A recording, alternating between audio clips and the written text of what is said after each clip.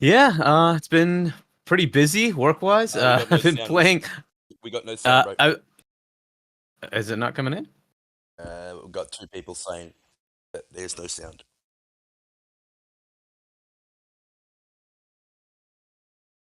All right. Yeah, so I've been playing a bit of Grounded, and on my Rogue Ally, I've been playing a lot of Halo Wars. But that's pretty much it for gaming.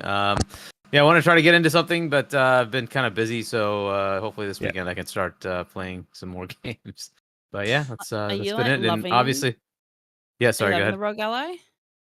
I think it's pretty cool. It is a nice little side device, right? So while you're doing other stuff, you can actually just pick it up and start playing something, which is kind of nice.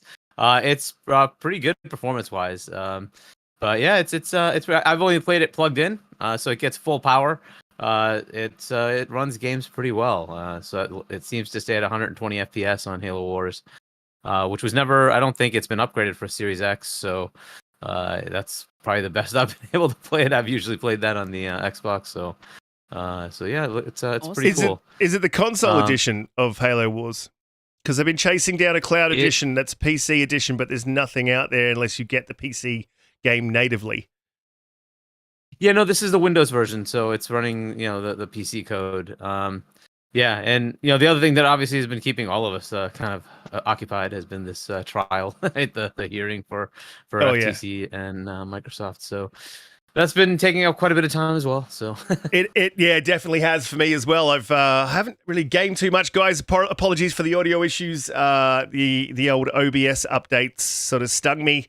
I normally do check the settings before the start, but if you didn't catch the start, what I was saying is we had a massive week in gaming, as Hargeet was just saying.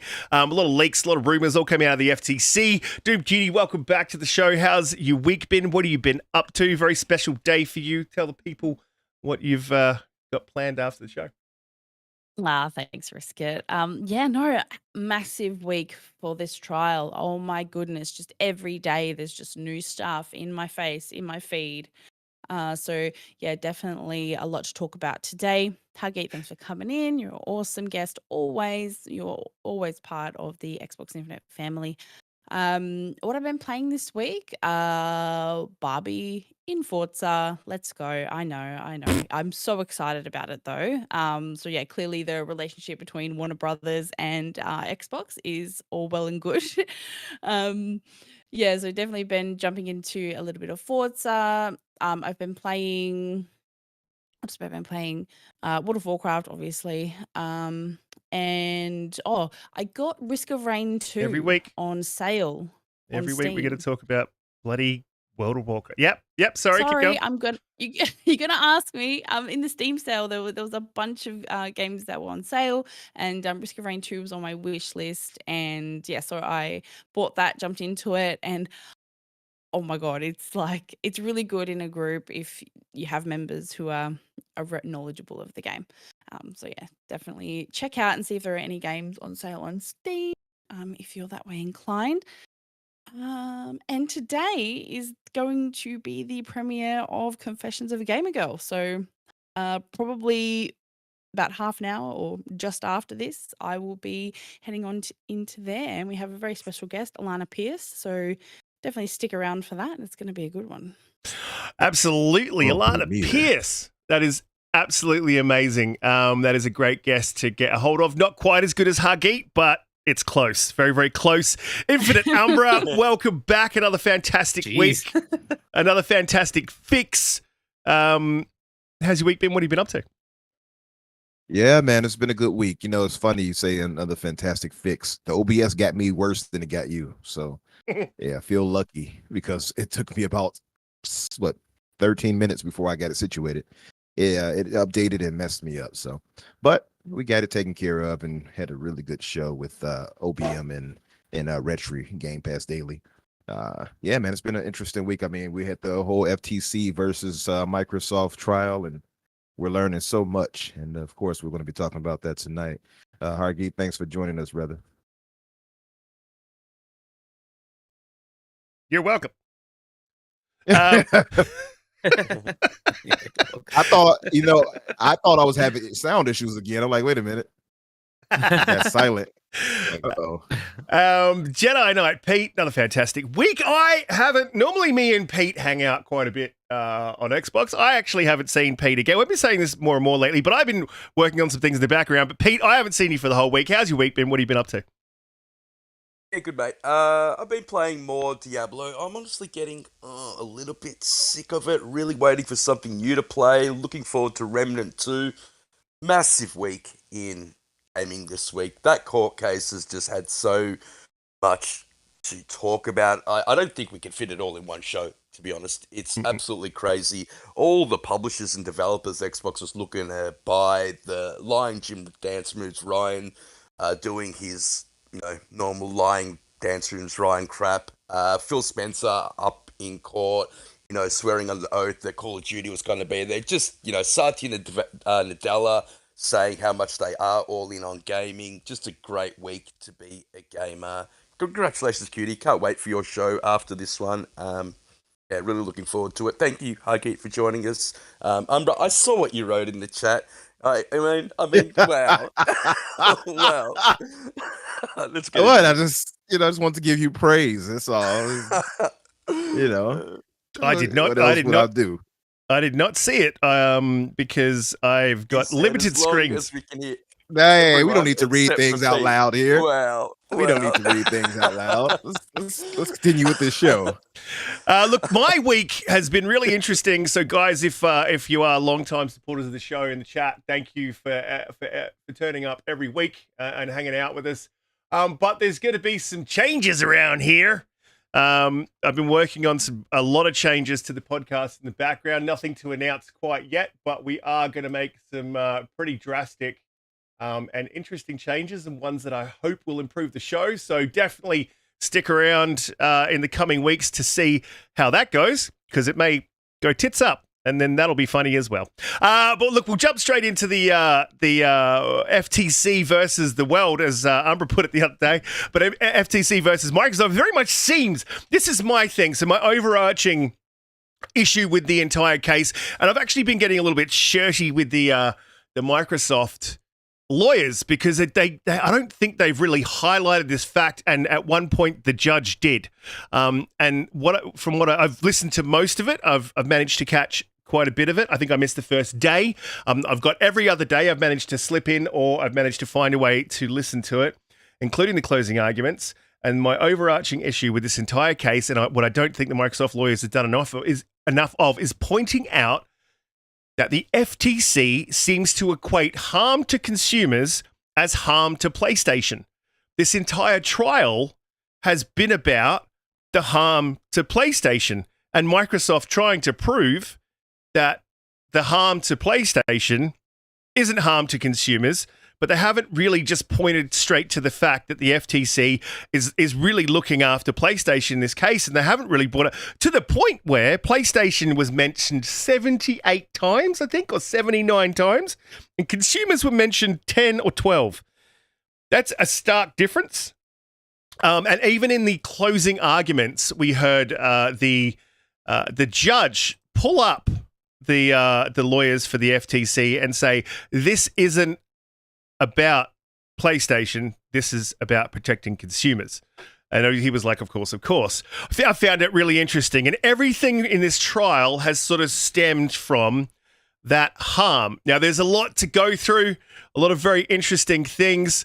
One of the things that I sort of found really interesting was Jim Ryan's testimony, and we are going back a couple of days, and I know that a lot of people have spoken about this, but I actually have, did do a little podcast just to try out some new and interesting things, but we were talking about how Jim Ryan equated Xbox to, again, the shooter box.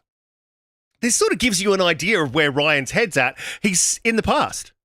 He lives in an antiquated view of gaming.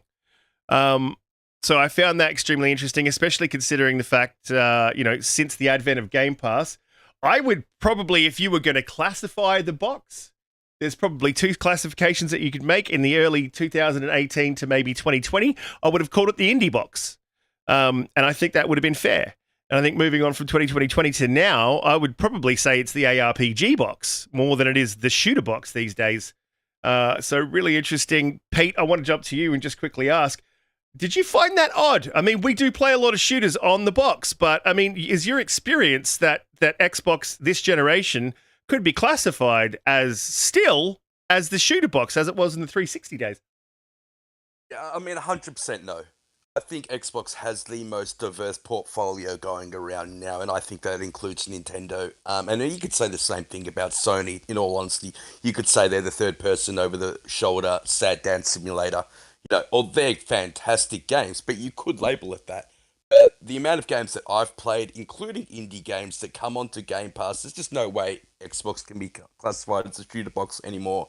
In fact, more and more people are moving away from Halo. Yes, Forza is still the king when it comes to races, but I mean, Halo has definitely been taken over by Call of Duty, which, in large part is why we're there at the actual court case now. But the judge actually called out Jim Ryan, which I absolutely love. I love this judge. She's amazing. And I know we're going to go through the court case a little bit further, but yeah, I mean, to answer your question, in no way, shape or form is Xbox the shooter box anymore. Yeah, what do you love about the judge? Oh, the fact that she's called out Jim Ryan, she's called out the FTC, and I think you alluded to it earlier when you said that the judge, the judge called out the FTC for, it seems to be they're protecting Sony, and the judge actually said to them, well, they're not here to protect Sony, we're here to protect the consumer. Please show me how this deal will actually harm consumers. And why an injunction needs to be held. So this deal isn't really to see if the actual merger will go through. It's just whether there needs to be an injunction right now to stop the deal, before it can actually be heard in court. And I haven't heard anything to determine that actually needs to happen. And the judge, I don't think, has heard anything that needs that to be happen either. And I think the closing arguments point to that the most, where she really is pushing back on a lot of their narratives. She called out Jim Ryan. She called out the FTC. I think Beth has done a great job. As I disagree with what you said in terms of the Microsoft lawyer. I think Beth has been fantastic. I mean, Satya Nadella, Phil Spencer have all come out and said under oath that Call of Duty will be on the platform. The judge asked, "Are we here simply because of Call of Duty?" And the FTC said no, and that she also asked if the 10-year deal was signed, would we still be here? And the FTC said no, but that's the whole basis of their case. They haven't Well, the FTC didn't. The FTC didn't say no. What they said was we would still have to investigate the case. And she said, which of course, is a roundabout way of saying no. Really? Yeah. Well, yeah, she said she would still have to investigate. We would still have to investigate the case, but that's not an answer to any. And a lot of the times when the judge did have pushback, the answers that the FTC gave were either unprepared, as I would call them, or just flat out wrong, like the Elder Scrolls sort of answer, where they sort of equated Elder Scrolls to Call of Duty, and you can't. That I found really strange. A game that hasn't even come out is Elder Scrolls 6, scheduled to come out in 2026. But Beth pushed back against that. The Microsoft lawyer pushed back against that really well. And she started mentioning, well, if you actually want to equate it to Elder Scrolls, then a perfect example would be Elder Scrolls Online, which is still available. It's a multiplayer game, multi-platform game, more similar and more akin to Call of Duty, which is still on PlayStation to this day and really has parity with the PlayStation version, and in some cases actually performs better on PlayStation. Yeah, absolutely. Look, I definitely want to open it up, but I want to go to the guest just first. Hargeet, do you think, and this sort of brings up some interesting questions, and I've had some conversations with people, and I would say I've schooled them. I would say, what do we call them? From the Hooven clan, where I've heard people comparing Starfield. Teasy, how you doing? He was actually there when I schooled this guy. He was comparing Starfield to COD, and what the difference is in exclusivity and why that's different. My personal opinion was that Starfield is a single-player game, and COD is an existing IP that is already multi-plat, that already has a massive player base and also drives engagement with microtransactions and drives revenue that way as well. A completely different kettle of fish. Do you think that that there's anything that sort of compares that the FTC sort of tried to bring? In one hand, they're like, nothing compares to COD. It's so important. On the other hand, they're like, Elder Scrolls 6 compares to COD. Really strange sort of point of view. Yeah, Elder Scrolls in no way can compare. Elder Scrolls Online, you could say there might be some comparison there, but they're still not really comparable because there's not a lot of element of P2P, like player against player, right? PvP. It's mostly cooperative. So the entirety of it, yeah, there isn't anything. The first problem is Call of Duty itself is not something that should stop this deal, right? The entirety of this is just because of numbers, right? People are saying that it's too big. There's no such thing. If the Beatles catalog for music were suddenly on the market, do you think that kills the entire market? There's no logic to this at all. There's no logic to this at all. This is not a horizontal merger. They're not buying Nintendo. They're not buying Sony, right? This is just, we're taking some IP and allocating it here. The market, the people in the world, they can still access it. They will just access it from different vehicles. That's it. There's nothing wrong with that. That's totally viable. That's totally okay. This is just harm to Sony, like you were saying, right? And that does not matter.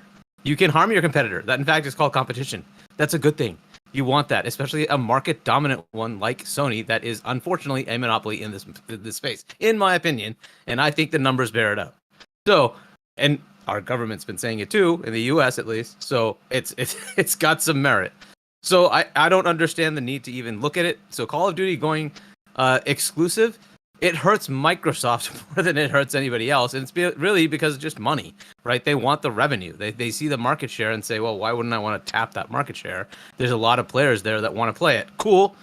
Keep getting the revenue. And that's the only reason to even look at it. I've looked at this a totally different way. I know that the regulators are like, oh my God, like it doesn't matter, but they just don't realize it, right? Because the industry's so large. This is a very small chunk. It's very small. I'll just put one game out there. Roblox at its highest, it's one game, was worth $100+ billion. Yeah. One game, just one game, right? You have to understand the realities of where we are. COD is not worth that much. It's not the biggest game. It's not. But it's big, sure. And it makes the most sales every year. That's because they sell it. The other games are free to play, right? The free to play games are bigger. They have more players, and they generate a lot of revenue. But they're not being compared here because they're in a sort of different category. But yeah, so as far as this whole issue of comparing COD to others, COD is the only game like it. No, there are plenty of other substitutes for COD. And if you, like, look, if you're only on PlayStation, can only afford PlayStation, and suddenly COD went away, do you think those players are like, screw gaming, I'm done, I'm never playing it? No, they'll just find something else. It's not the end of the world, right? There are plenty of other games. They will find a substitute. It's okay, right? COD can shut down and the world of gaming will continue, right? Unfortunately, regulators are seeing this as like a industry required thing. This is like rubber in a tire. It will destroy the car industry if you buy it. Like, no, dude, it does not matter. It's just one stupid game. Like, this is what Jim they're Ryan's really email going up points against. that, doesn't Hargeet? Like where he said, if we lose Hargeet, We'll be if we okay, lose Call more of than Duty, okay. We'll be okay. We'll be more than okay. Exactly. Yeah, his own words. There's just no logic to this, right? But we're going through this rigmarole, right? It is what it is, right? So I hope the judge sees all that. Like some of this, the things I think the Microsoft lawyers could have been better at.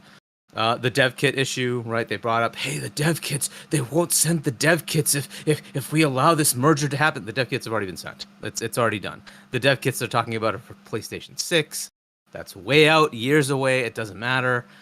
But they never clarified that, right? Because they don't know. Unfortunately, most of the lawyers involved in this are still not gamers.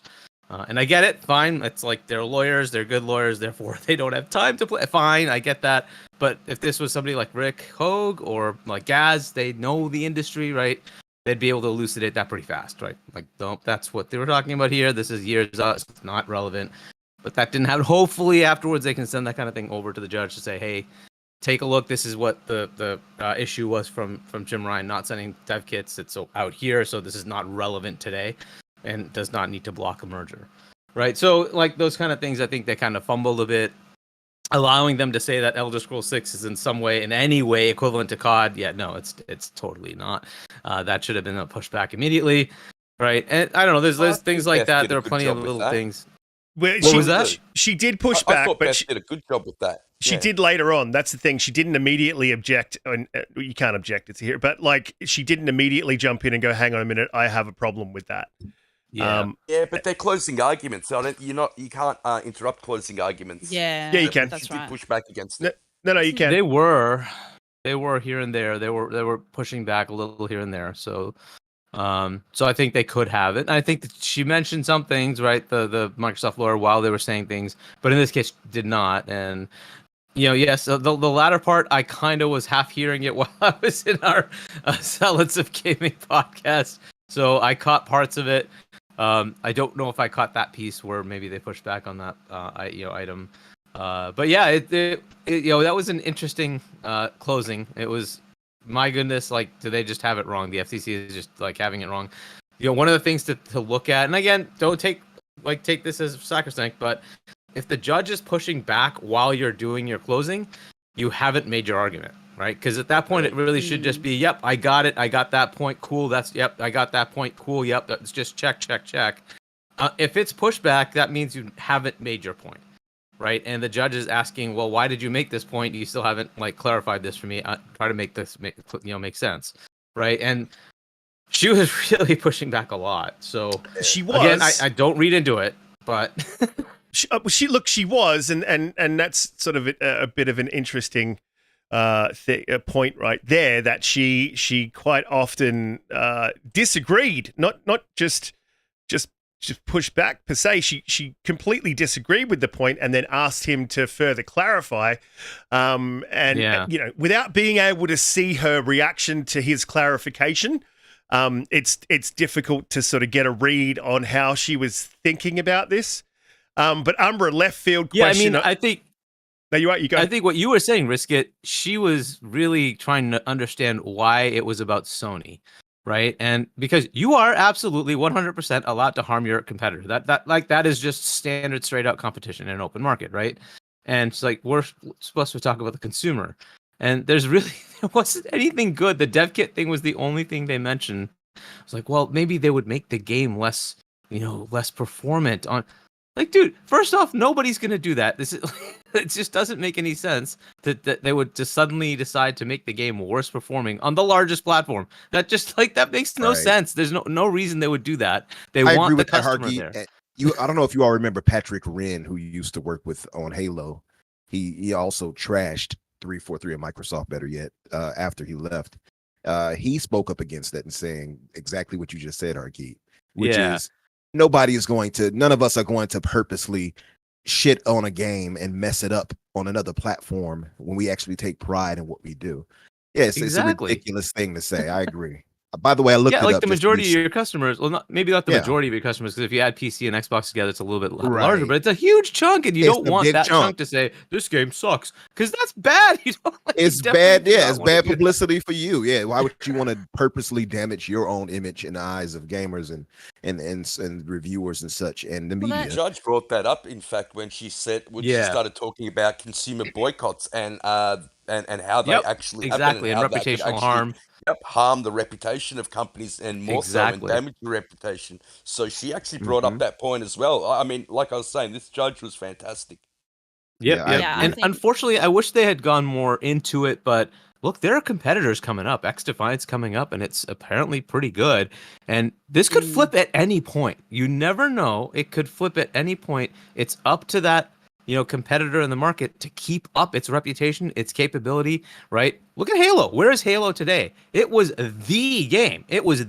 Right? It is not anywhere near that now, right? True. And it can change at any time. It was supplanted by Call of Duty, and now Call of Duty could easily get changed over by somebody else. It's not like it's a thou shalt only play Call of Duty, right? It's true. I mean, look, it's like you just said. It's a perfect example. Halo going to Call of Duty, where it's seated. That zeitgeist, like you said, you're right. It's absolutely Call of Duty took over. Much to my, as they would say, chagrin. I did not want that to happen. I always wanted Halo to be the top dog, but clearly times changes things, and innovation changes things. Call of Duty brought a lot of things that Halo wasn't doing. It's going to be another shooter, whenever that may be the case, that's going to outdo Call of Duty, and people are going to flock to it as well. Hell, it could be what Vince is working on now with EA in trying to revitalize what you call it, the creator of COD, exactly. Right? Like, so Yeah. who knows, right? But just to clarify what just on working a on whole new IP closing as well. argument thing. Yeah, absolutely.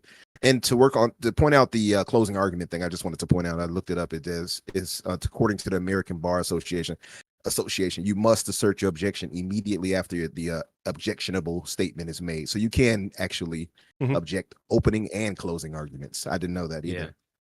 So, but anyway, Yeah. Riskit, what was your question to me?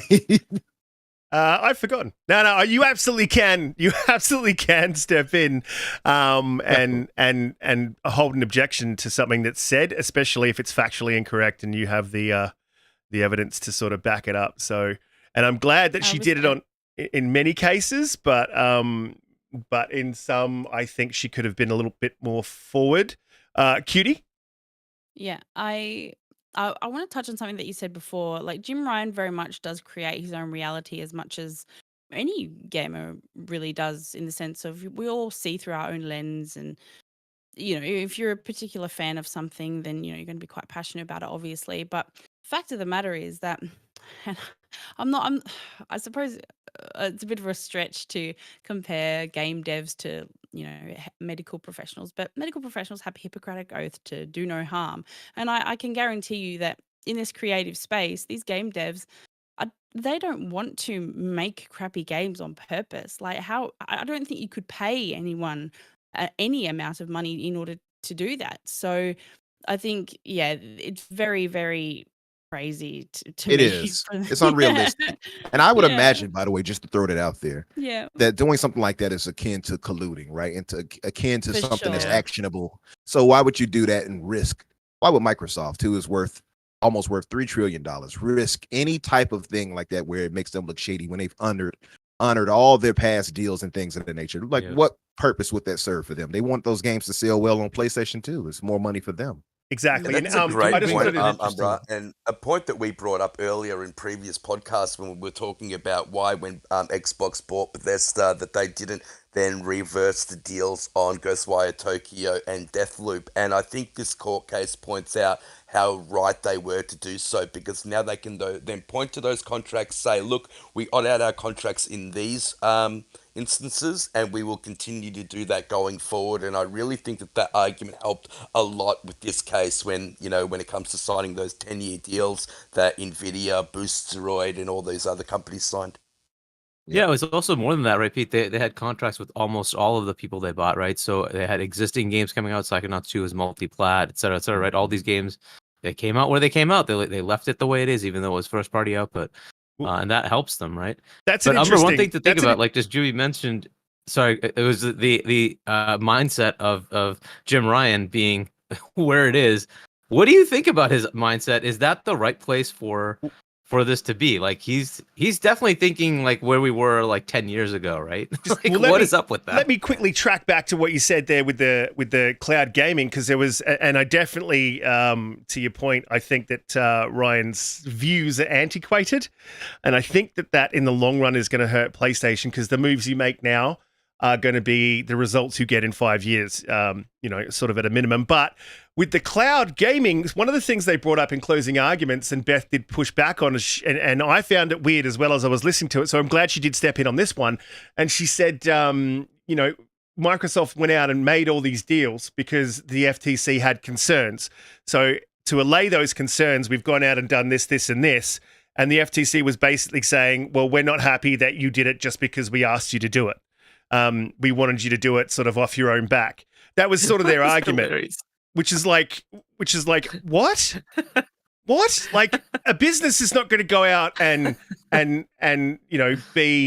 look after its competitors unless there's a reason to do so. It's either good for them. Basically, that's it. It's got to be good for them, and it's good for them because the regulators brought it up. So as an issue, so they went and solved the issue. And then for the FTC to be like honestly, like a little, I don't know, like a jaded ex and be like, I wanted you to do it because you wanted to do it, not because we told you. Like, just absolute ridiculousness. Like, and look, to the judge, I really do think that, and I look, there was a super chat before from Drawn TJ, and I really don't want to say it because we just don't know. I think Hargeet said like that you can't sort of account for crazy. But Drawn TJ with a $2 super chat, he says, hi guys, the deal will go through. Look, I do think it will, based on the arguments and the merits, but I cannot see through the judge's eyes and understand her perception. Based on her reactions, my perception is that she will. So we'll see. We'll see in a couple of days. I think we'll get the closings on Wednesday. But I just wanted to sort of go to as you said, Jim Ryan's sort of. Just before you move on to the risk, I was just want to say I agree with you there. I do lean toward where TJ says though, and I always thought it would close in Microsoft's favor, but even more so after hearing such a level-headed and reasonable judge. Just to say her name, Judge Jacqueline Corley. I believe Jacqueline Scott Corley. Excellent judge. I think even if they rule against Microsoft here, personally, I would still be understanding. I wouldn't agree with it, but I would think that she was fair because everything in that trial that we've heard so far, she's been fair in actually grilling the FTC in cases where it just made sense and nonsense made sense on what she was saying and seeing and challenging what she thought was nonsense. So I think it, good or bad, as far as approval or not, I think she was a pretty fair judge from everything I think heard. Just in closing arguments, she pushed back on 4 things. So she asked why the PC and Switch is not a relevant market. And she was arguing against the fact that the Switch isn't a Gen 9 console. And she said in some cases it would be better. She said that why wouldn't people play this game on PC? And the FTC judge lawyer said that, well, they're different. Well, and the judge was saying, well, most people when working from home actually have a PC that were able to play it. So she pushed back on that. She pushed back on the fact that when they signed the deal with Nvidia, how the FTC were trying to say that that's anti-competitive, and she was saying, well, how is that anti-competitive? It actually seems very pro-consumer to me. Another point that she pushed back on is where Dr. Lee, the economist that the FTC put out, said that there would be a 20% shift in the market if Xbox got Call of Duty. And she asked them to explain that point further. They couldn't. In fact, they were mumbling and fumbling their words so much. Yeah, well, that's because she pushed back. Lee didn't do any quantitative analysis. Well, he did, but his quantitative analysis was extremely lacking, and there was holes all the way through it. And basically, the point that she was driving to with the 20% figure is, how did he get there? He got there based on assumptions, and that was sort of it out of thin air. Yeah, that was the last point. And the last point was, if they make Call of Duty on Game Pass, then wouldn't that just push PlayStation to make PlayStation Plus better? Really understanding the gaming market, I think a lot more than the FTC lawyer did. I agree. Saying that would be pro-consumer as well, because it's going to push your another area better. So just absolutely outstanding by that judge. Yeah, so Agreed. I was in And the. I got to jump in real quickly here and say that, like, I was in the shower. Because I was going to work, right? And I had on in the shower, I had my speaker going and I was listening to it because I was a bit surprised when I woke up that it was still going. And she said that. I nearly slipped over in the shower because I jumped a little bit in the air. I was like, yes! Yes! That's exactly what I've been saying. Like, Man, like how time many in the shower hit my knee on that metal rail. Part of the court Good case. Lord. She said that. It was my favorite part of the court case. She actually said make PlayStation Plus better, which makes that much sense. And it goes to your tweet that you put out, Riskit, when you did cancel your PlayStation Plus, because it isn't day and date. Yeah. Exactly. And it doesn't have the value for me because I've finished everything. If they were coming out with a new game in, say, 6 months, I would probably hold my subscription. You know what I mean? You're making revenue off me really for nothing until you drop something in 6 months or probably even a year, because I'm just like that. I'll have a subscription. I've had a subscription for Netflix for an entire year so I could watch The Witcher, and that, I haven't canceled it. People, Same and thing I for don't, me with Hulu and everything. Yeah, and I agree- don't agree think with you. It happens, yeah. I'm like on my own and I'm an anomaly. I think that there's a lot of people that do that, and that's where the subscription services have their value. I do want to jump to back to Hargeet. Riskit, just to add to that a little bit before, you can give me whatever you want. Now I'll just add a point after that. But go ahead. No. Go ahead. Absolutely, go ahead. So on the subscription services, I'm a little annoyed that at least I didn't hear it. Maybe they did bring this up, but there's a whole bunch of other players that are now in that place, in that space, right? Netflix included, that they didn't bring up, right? So Apple Arcade, one of the biggest subscription, multi-game subscription services.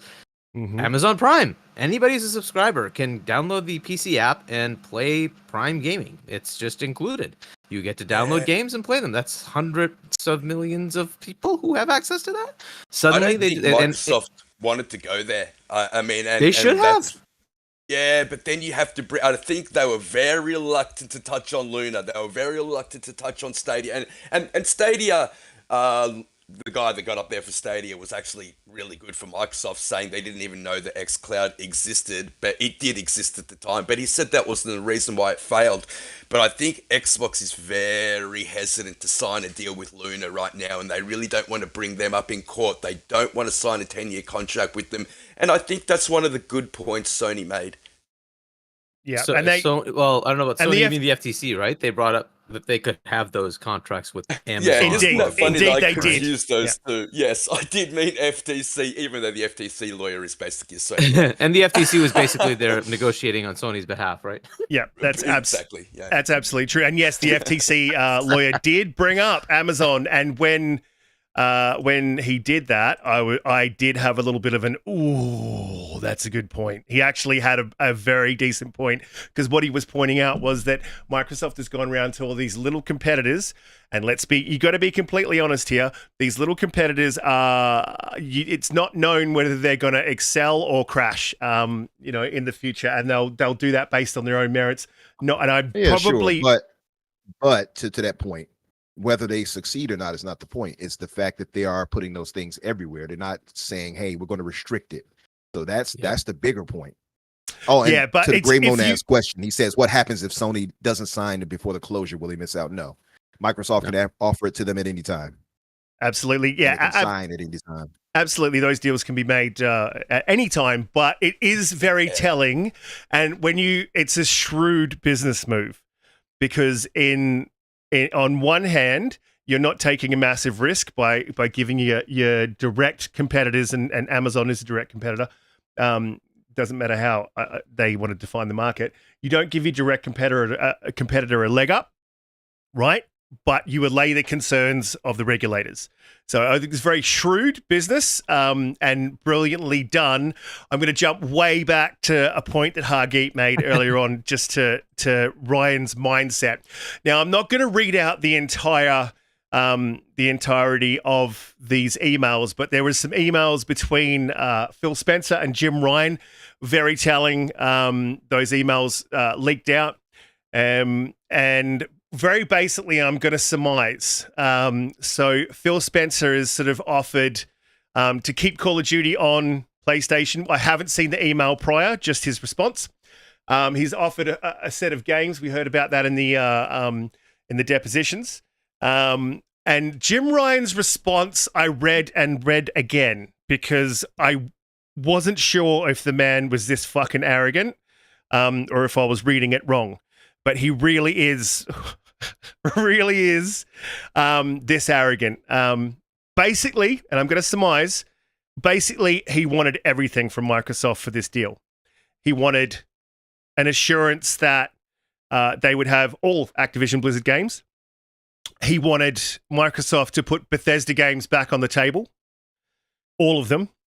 And he also wanted to talk about that any games that were going to go into Game Pass were then available within his subscription service.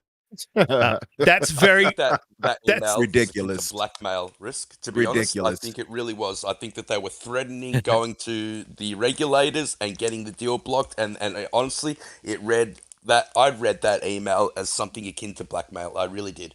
I Yeah. read it as blatant delusion. That's what I read it as. I think because he misunderstands his market position, right? So, we're PlayStation, so we could just boss everybody around. It works with everybody else. It doesn't work. Yeah, with I mean, I would have had nearly- a very different reaction, right? I'm right, like Yeah. that. I would have said, Phil is too nice. My He's way reaction too to nice. him would be, well, that's nice, buddy. You want Call of Duty? I want to take Spider-Man. Bring it over, buddy. Then I'll Right. get caught on your platform. They don't have to do Exactly. any of this crap. Exactly. So I agree with that. Bring Spider-Man, bring God of War over to our services. yeah, and we'll we make that can deal. talk. You just proved to me 15% of your revenue, but I guess COD does more. So you want COD? No problem. I'll give you COD. I need some of your games, boy. Bring them over. I get that, but he Right. was in a position of power in the fact that I think he knew that he could get the regulators to side on their side. And let's face it, this is costing Microsoft a hell of a lot of money. I mean, they are pushing very, very close to that 18th of July deadline where the $3 billion break-off clause takes into effect. And so I think he was just playing his hand as best he could. I just want to mention Yeah. one more thing about Jim Ryan.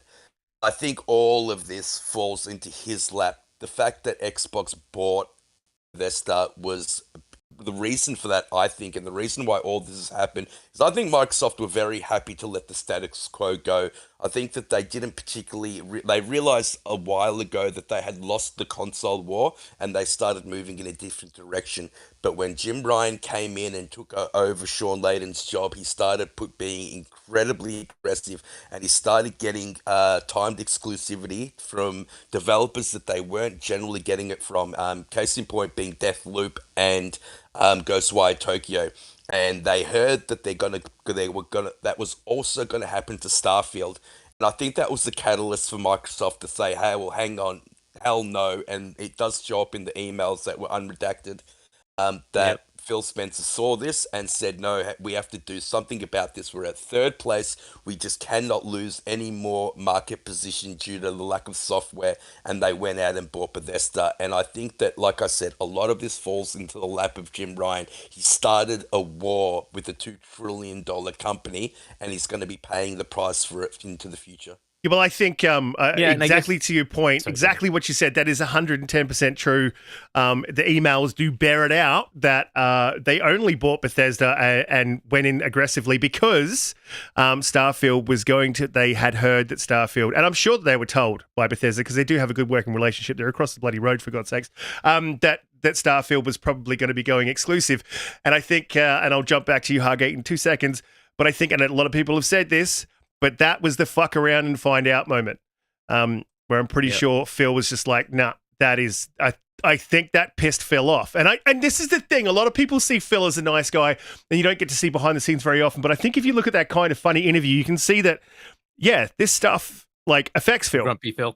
Yeah. He got grumpy. Yep. And I think this pissed him off. Yeah. And he was like, that's it. We're not playing nice guy anymore. What we've been asking for as fans of Xbox for years and years.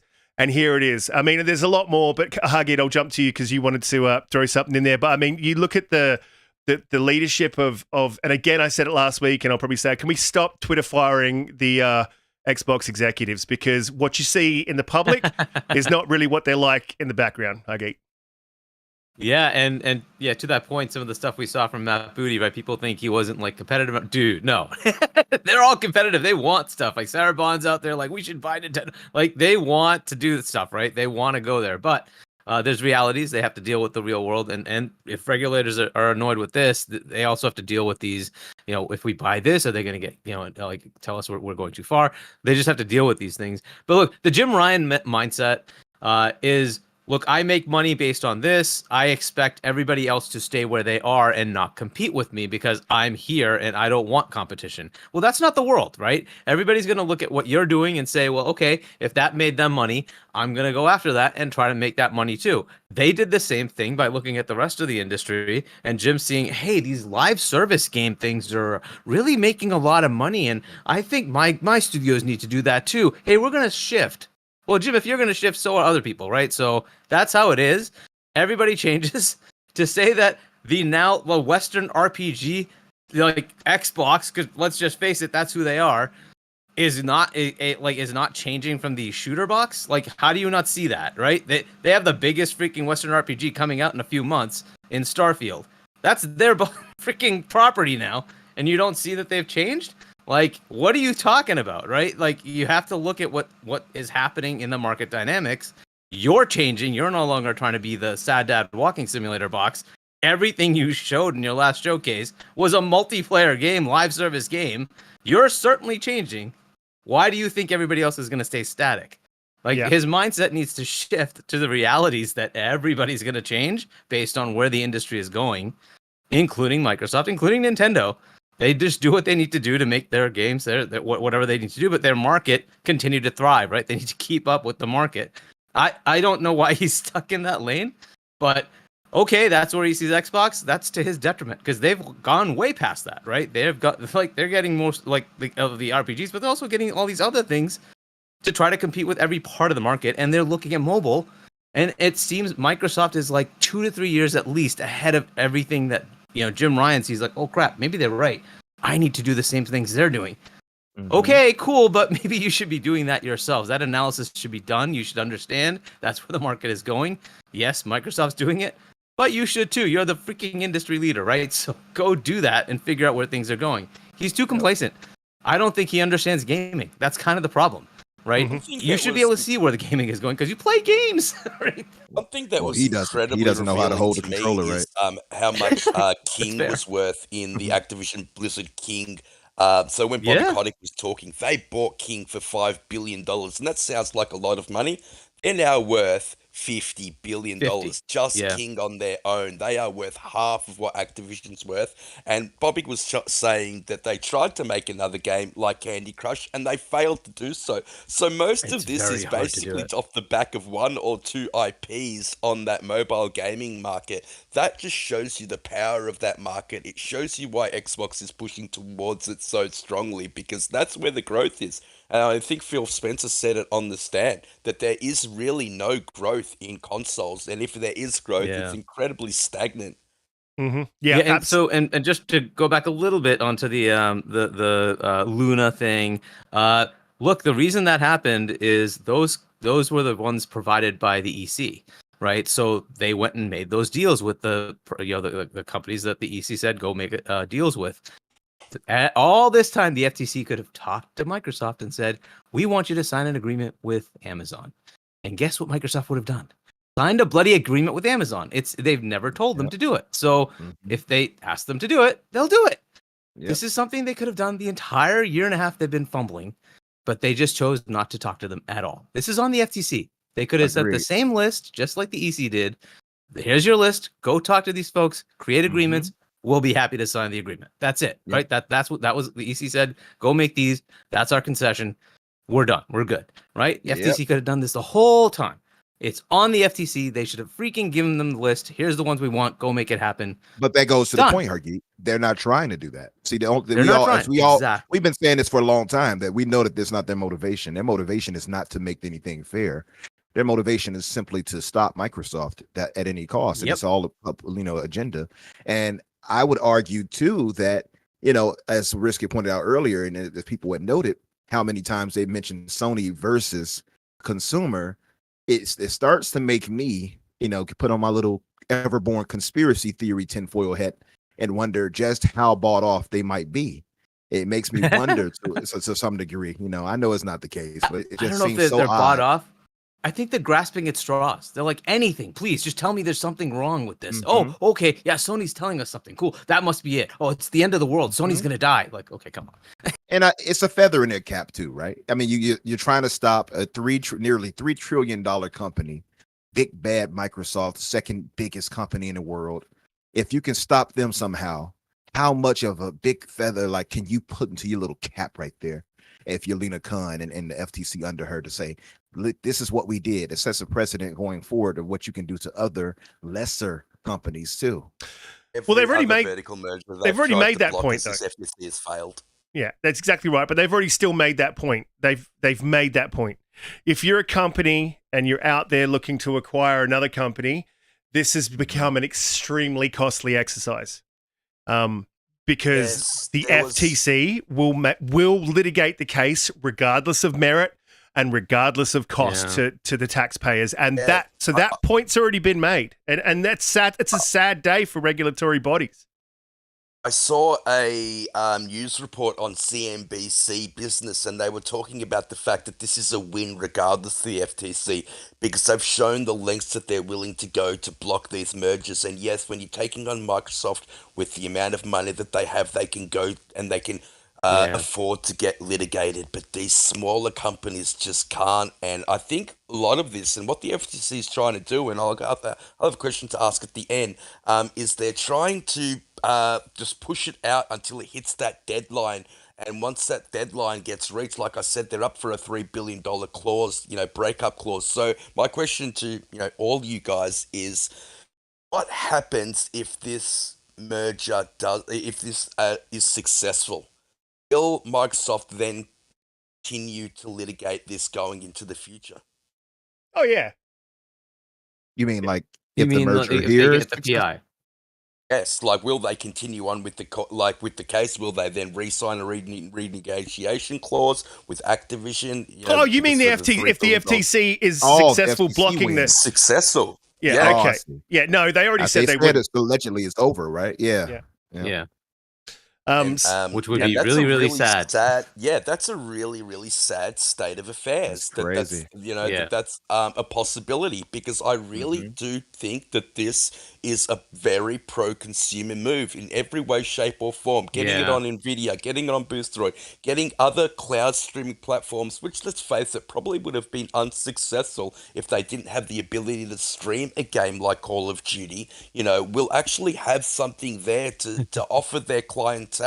And Nvidia, I think Mr. Easter, his name, got up there and said as much. And the FTC trying to paint Nvidia as a small thing. I mean, she must know better than that. Didn't they sign a $500 million deal with the government recently to make chips with them? So they're no small company. No, they're a Nvidia trillion. is definitely not small. Yeah, they're a $1 trillion dollar company. Yeah, so they're definitely not small. And I think Beth pointed that out, which was great that she did. And they were trying to make it out like Nvidia was not real. It was a nothing deal, which is absolute bullshit. One other quote that I want to go to in regards to Jim Ryan. A lot from Jim Ryan sort of came out to sort of give you an overview of his character. And I think if you were to classify his character, I would put him in the dick category. He had some comments about Game Pass. He said, I talked to all the publishers and they unanimously do not like Game Pass because it is value destructive. The Game Pass business model appears to have some challenges and Microsoft appears to be losing a lot of money on it. So Cutie, I am going to jump to you because I know you actually know quite a few publishers and speak to them in the background. So just out of interest, has any publisher ever said to you that they do not like Game Pass and that they think it's value destructive? I have never heard that from any game publisher ever. So I just find it so funny. It's just like unanimous. The use of such totalitarian words. Yep. Totalitarian. It's just mind blowing to me. I'm sorry. There is a wait list to be on that program. Like, I just don't understand. Like, oh my God. Honestly, I also want to shout out to the judge. Okay, I don't know many judges who feel that informed about gaming, and the fact that they are, number one, calling FTC lawyers out on not being focused on the consumer, because that's what they're there for. They're not there to be ponies or to be experts. They're there to look after the consumer, and it's very clear who they're siding with. And I'm so happy that it's been called out by a strong female judge. Let's go. Yeah, absolutely. Look, I just on the Game Pass thing as well. Me and Hargeet were hanging out at FanFest, and I don't know if you remember Hargeet or if you got a chance to talk to there was a developer at the table one of the nights that we were in the. Is it the Ritz? Yeah, I introduced him to everybody. Yep. Yes. And he had his game literally in the lobby. Falconeer guy, right? Yep, the guy made Falconeer, and it's in the Falconeer world. And what it is, it's like a little island building thing, much like that game. Oh, I can't remember what it is, but it sort of intuitively puts different models down, and you build up your island and stuff. Great little game. But he was there in the hope that he could get some attention so that he could get back into Game Pass. That's how much he wanted to get into Game Pass, and he's a developer. So I don't know how unanimous this value destructive mindset is, but it doesn't seem to be. I think it's him and all his him and all his personalities. You know, like it just. Well, it could be that's who was unanimous. I'll add that. And sorry, go Epic ahead. Treasure pointed out that 6 Annapurna games have been put into Game Pass today. So Yeah, I don't think they think it's very destructive. Absolutely, we're going to jump to that. That's the signed topic. An agreement. Sorry, Hargeet? Because I think somebody else did. I think 11-bit or somebody else just also signed an agreement to put games into Game Pass. Yeah, right? There's a bunch of publishers, smaller ones that are doing that. Yeah, they absolutely did. I've actually got that as a topic further down, so we'll definitely jump to that. But yeah, it's 11-bit Studios signed a deal to bring a lot of titles. I think it was I could be. We'll jump to the topic soon, but I think it was quite a few titles. Yeah, but so if I had to look, I'm sure he's talking to the big publishers, and he's not caring about the thousands of others. There are many publishers out there, right? But so he's probably talking to EA and all those. Fair enough that would be value destructive. But that's the point, right? So when you come in as a disruptor in a market to try to give more value to the customer, yes, that means that if you're raking in billions every year in profit, that might dwindle because you now have to compete with that, right? That's the point. So Sony would have to compete, EA would have to compete, right? Because they're big publishers, so is Microsoft. That's a good thing for the consumer, because that means they will have to then compete and come up with their own. By the way, EA has a subscription service. They're willing to compete with that, right? So they are putting it out there. Hey, you can pay for our subscription and get our entire game, the entire DLC, everything, inclusive if you're on PC. On Xbox, it's a little bit laggy, right? They wait 6 months a year, right? But either way, you have that. Ubisoft is doing the same. It's up to the value of those of the consumer to pull and say, well, I want that value. Hey, publisher, take 2, right? And I won't spend as much on you if you don't do the same thing. That's the way it is, right? When a disruptor comes in, that's what happens. Netflix came in and entirely disrupted the standard status quo of video distribution, right? That's just the way it is. It did it. And therefore, the others had to compete and come up with their own, right? So they all came in and did that, right? That's the way it is. This is what's happening now. And they're sitting there going, God damn it, I could sell my games at $70. What are they doing? Yeah, they're going to come in and try to disrupt to get market share, and you have to compete. That's the way it is. Don't expect your billions in profit all the time. People will come in as challengers. That's the point of an open market. So, agreed. The whole value destructive thing it's basically them saying, well, we want our gamers to pay $70 and buy all of our stuff at full price. You all are messing it up by offering them this deal in Game Pass. Damn you. How dare you. Wow. Yeah. That's that sounds very anti-consumer, don't you think? Very. it is. It is. Yeah. Very. How And about very that? pro-consumer for Microsoft to give Absolutely. you a better deal. This is I mean, why I don't even after understand the they raised the FTC's prices of argument Game that they tried Pass. to make.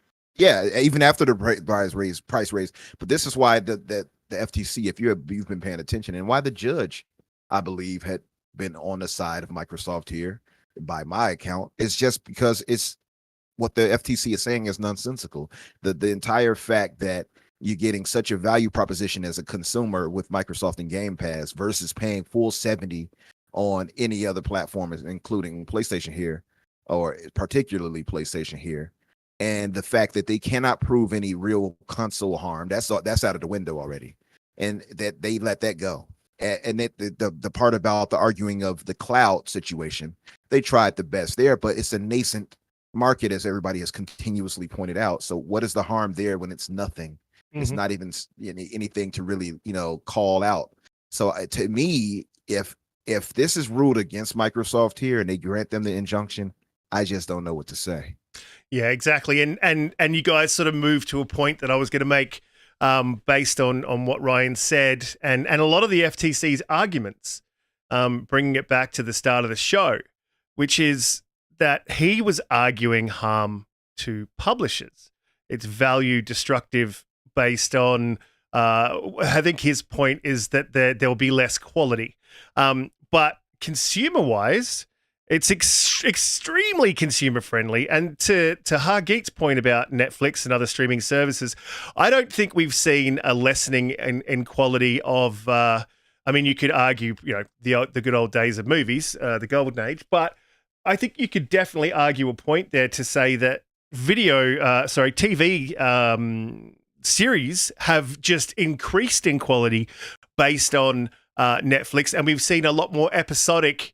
I guess mini-series as well because of these streaming services. So whilst one door he could say that his big AAA over-the-shoulder sad dad walking simulators, all that sort of stuff might lessen in quality. There's other opportunities in the market there to bring quality titles in other areas, such as multiplayer, as he's sort of finding out. We do have to move on, guys, because there was a lot on the FTC. We absolutely cannot cover it all. It is just a huge thing, and I'm sure that we'll be talking about it for shows to come. So there will be more. How you going, Epic Treasure? Welcome to the chat. Perfect Dark. Oh, before I do jump to the next topic, guys, please, if you are new here, hit the subscribe button. If you aren't new, hit the like button. Share us out. We go live 8 p.m. EST every Friday. Really helps us out if you subscribe to the channel. Really helps out with the likes. Get us out there. Perfect Dark was apparently rebooted. IGN did a bit of an expose with the assistance of the initiative as well, which they were apparently very reluctant. But Perfect Dark was rebooted in 2022, so only last year. And a lot's sort of come out from behind the scenes about this. And apparently there's a lot to talk about here, but apparently what we've been hearing is absolutely correct. There was a lot of issues within the studio. Apparently they had a massive, a big vision that they couldn't ground in mechanics. Very basically is that's surmising. There was a lot of back and forth disagreements. There was a lot of... I can't think of the word for it. Little demos, I guess, you put together and they couldn't decide on anything, and they sort of turned to fighting. Too many ideas, too many big heads, and they turned to Certain Affinity for direction, and very basically, Certain Affinity said, "Fuck this, I'm out," and that's that's why we've ended up with Crystal Dynamics. So this is a bit disappointing to hear and to see. That we won't be getting, anything from Perfect Dark for, I would say, 2026, possibly even 2027. I mean, I guess we were right. Umbra, I'll jump to you because, I mean, we talked about this and sort of postulated on the ideas of what we thought might be going on, and it seems that we were pretty much 100% correct. He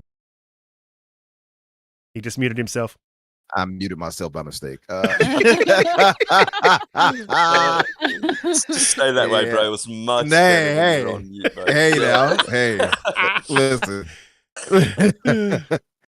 Listen. No, seriously, we did talk about that, and it's crazy because they brought in Crystal Dynamics, and now we're here in the situation with Crystal Dynamics. They're working on a Tomb Raider or whatever. So I wonder how much that is going to affect this project too, with the team split as they have it now. Mm-hmm. It does bring some concern. I still have trust in Gallagher and his team to pull it through, but man, it's like you said, it's going to delay this game now further into maybe into 2026 or 7, which is pretty disappointing, honestly. Mm-hmm. We'll see how it turns out. I mean, I don't doubt that the game will still be good. It's just a unfortunate factor that the game is going to be pushed out so far back. I still think that Microsoft needs to correct that imbalance there with the initiative and try to bring on a solid full team full time. Personally, if they could have grabbed Crystal Dynamics, that would have been ideal. I know it didn't work out the way we wanted to with them being sold off to Embracer, but it may still happen. Embracer is Yeah, Embracer is going through their trials and tribulations right now. Maybe that might happen regardless. So here's to hoping for the down. I'm sorry, that didn't sound right. It's not going to happen. It's not going to happen. The reason why Xbox were looking at Square Enix wasn't because of their Western division or console games in general. It was due to mobile. their mobile game share, and that's actually owned by the Eastern division. So, I as much as I would love it to, I just can't see it happening.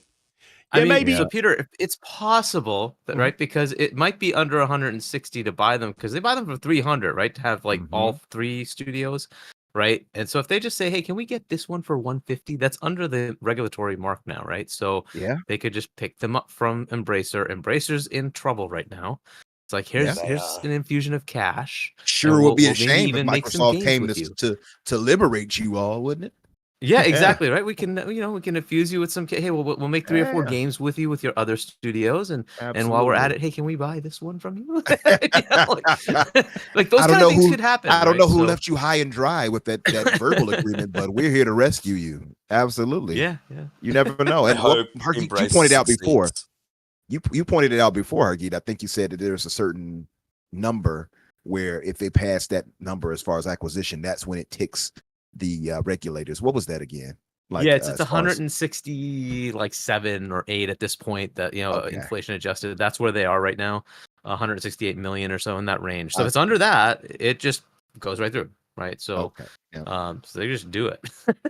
Yeah. Yeah, and look, I do think it's a possibility. And Pete, to your I mean, this is sort of getting into another topic as well, and we may as well sort of combine the two. But looking at, because obviously Everborn Saga is a massive Sega fan, and his dream is that Xbox buys Sega, and I personally don't want that because I think there's bigger fish within PC, within mobile, and within console. I think overall, I think there's bigger fish to get a hold of than Sega. I was looking into a lot of the mobile revenues for all the different companies, and Square has taken a massive dive. And I don't think that their mobile is as strong as it was, and I don't think that Microsoft will be looking to Square or Sega personally after the acquisition as a serious acquisition. Any acquisition that they make, like Hargeet said, over and above 167 million, they want to make sure that it does tick all the boxes. And so I think it's just more than mobile.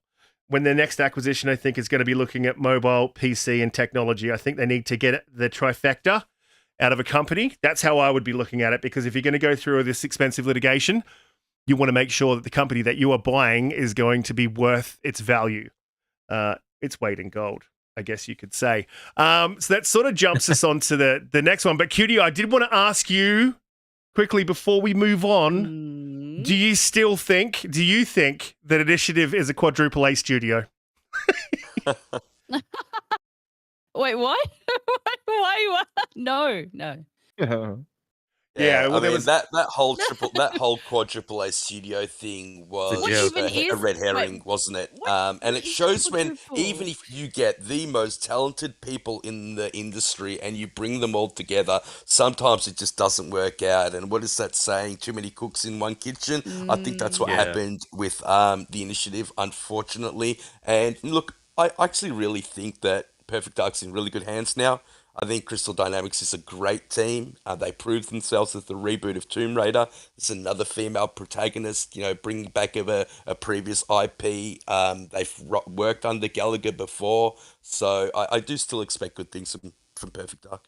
Yeah, well, it was his studio. If I'm not mistaken, he began Crystal Dynamics. He started Crystal Dynamics, yeah. So he wasn't just the studio lead, he was the creator of Crystal Dynamics, and he's obviously worked with that team. And a lot of that team is still around from the Tomb Raider times, not like a BioWare where basically the team that made the Mass Effect is just no longer existent. It's not really the same BioWare.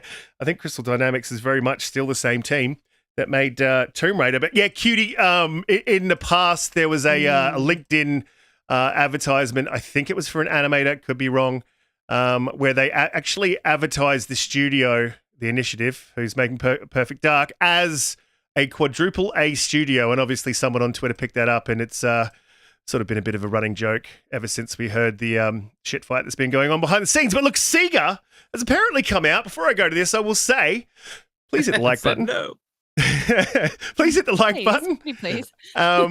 Subscribe if you are new. Here we go, live 8 p.m. EST every Friday. And I do need to move along every second Friday as I'm currently at work on my break. So if I want to keep doing this, I have to do it within time. So we'll move on to the next topic, which is Sega said no. Exactly like Hargeet said. And a lot of people, I'm in a few different chats and just across Twitter, and the fact that Sami said no, not now, I think is the thing that everyone's sort of honed in on. And he also did point to that Xbox and Sega have a very strong relationship, which look, I guess you could sort of take this one of two ways. I think he's signaling to Xbox that they're probably still open to a negotiation about taking them on. But I guess my question to the panel is, and because I definitely like to have a bit of a back and forth with people, and I do check my facts. So when I was having a bit of a back and forth about Sega, a little bit with Everborn, just poking some fun, I checked all my facts, and I just don't see Sega as the strong opportunity. But that could also go to the fact that they might be looking, they might look at Sega as an acquisition. If you're looking at someone like Capcom, who does have a strong mobile presence, who does have a strong technology presence in RE Engine, and they do have another proprietary engine, I forget the name of it. They do have fighting games, something that Xbox doesn't have.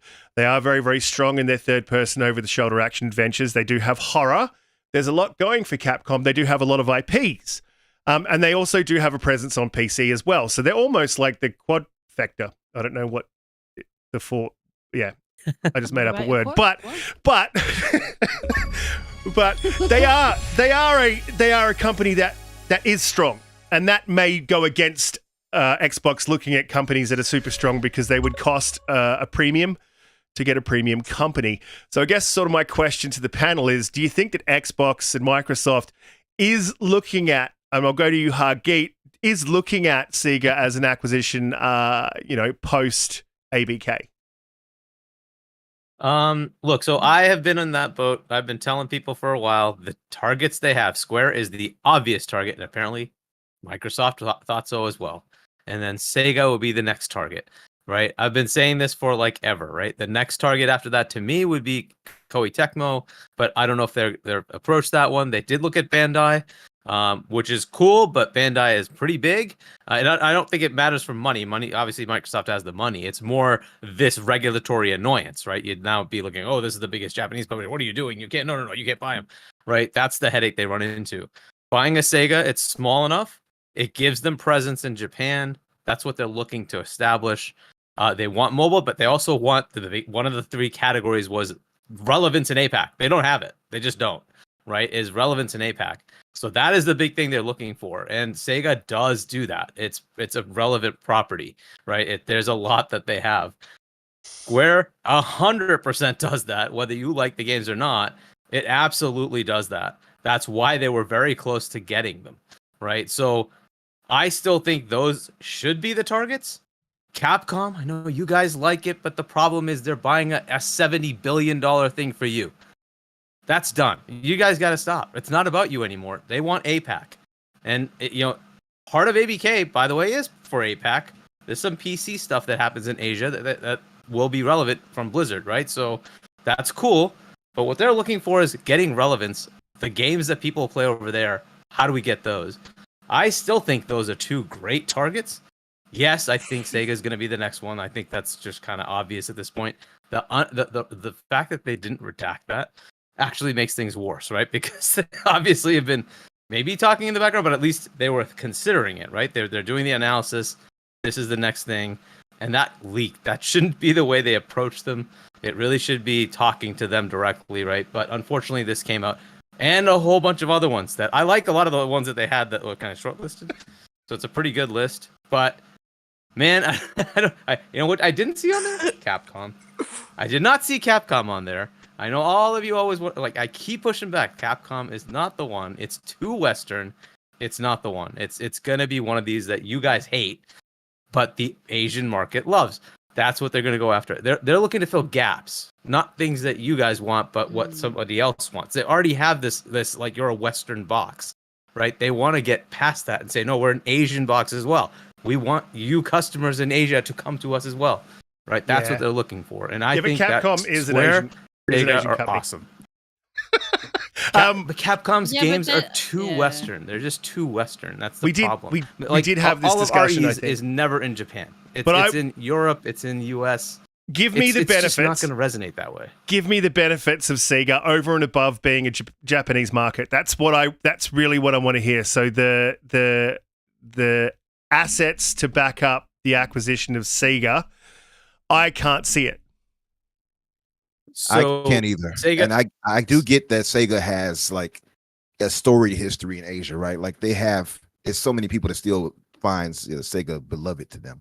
But I would say as far as grabbing newer technology, as far as grabbing relevant IP that's still doing what it's doing, I think Capcom would be the better fit. Just to throw this out there, by the way, because I had a really interesting discussion in a party with Pete and other guys the other day. No, Bobby Hawk, I'm not letting it go.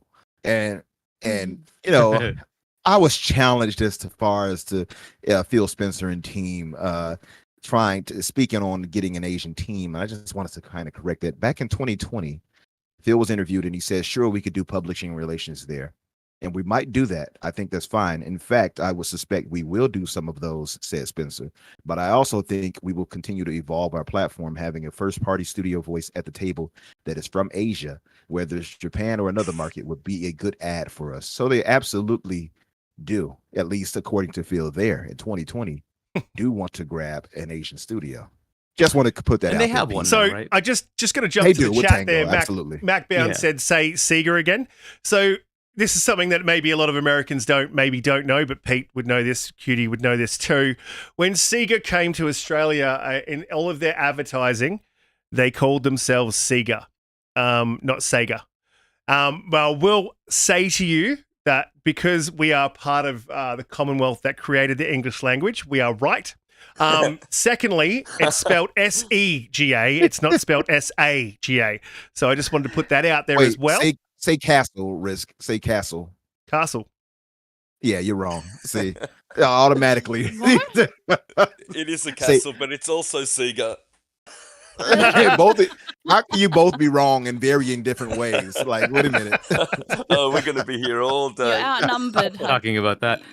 You're outnumbered. So anyway, so I guess Riskit, as far as why Sega and the properties that are there, right? You have the Persona series, which are mid-90s meta games that come out and they don't financially do well, right? They do enough, but they're very well regarded. And unfortunately, you're going to find that across many of the Japanese games they're not going to, like, 3 million is what Final Fantasy 16 sold.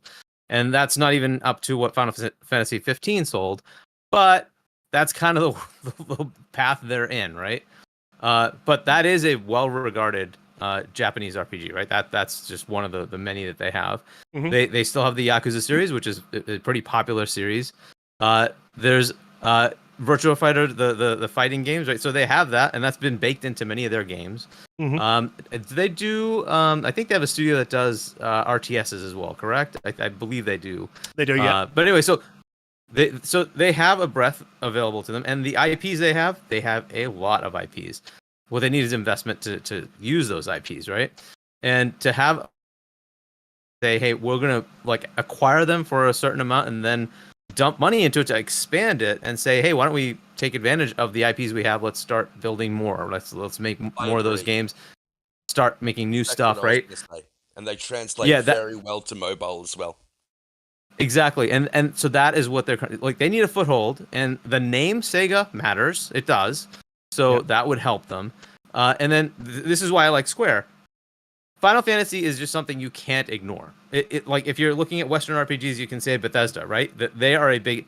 You can't ignore Final Fantasy. It's one of those long-standing games. The latest game was like what 88, 89, whatever meta.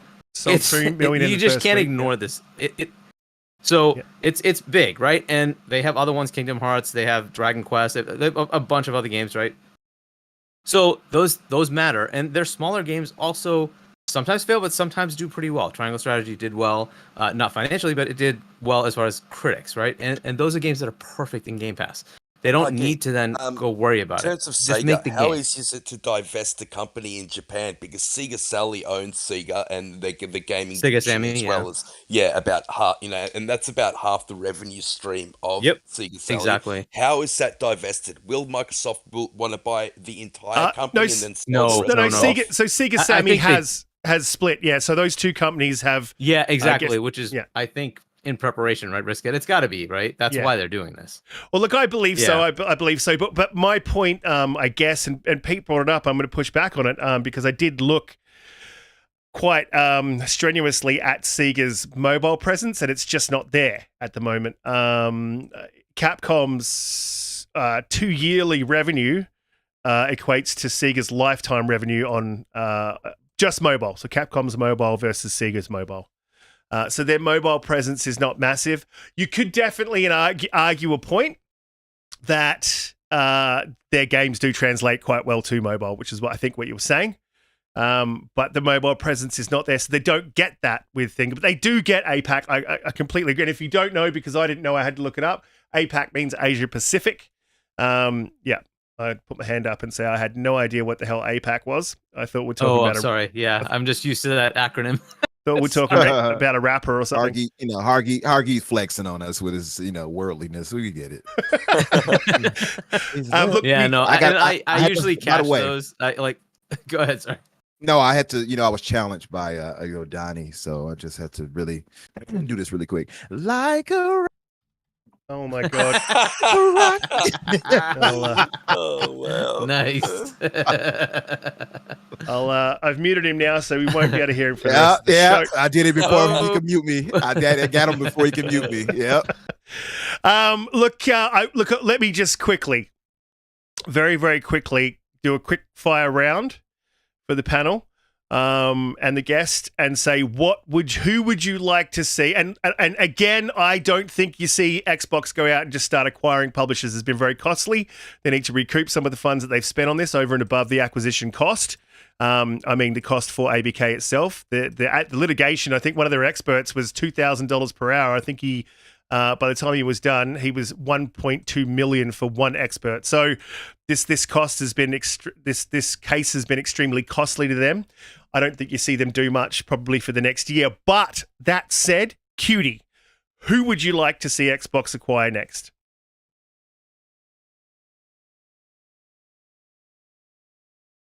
Look, I've never heard of them. I would like Is she not them here? personally to go after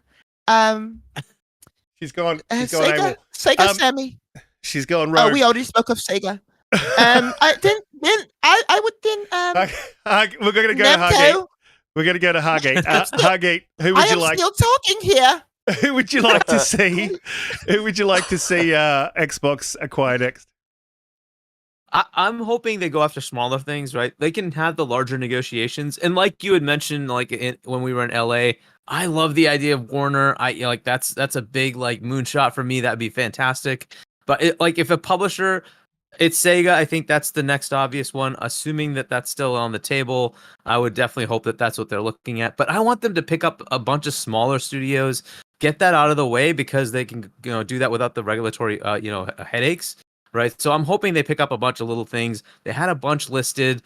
I think those have good potential. So that would be my next thing. I want to have them pick up some of the smaller stuff first, and then go after something like Sega or something like that. I think they're laying the groundwork for something in Japan, right? They've been certainly, talking to the government channels. Hey, we have 98.2 going on in Japan, right? Just remember those numbers. 98.2. We need to buy something over there, and they're laying the groundwork for the regulators to say, hey, look. You can't say no here. Just stop. We have nothing here. You have to let us compete in this market, right? So I think that's going to be the big one. But I really hope they go after the smaller stuff. Get some other things. We get some excitement. I think that would be really cool.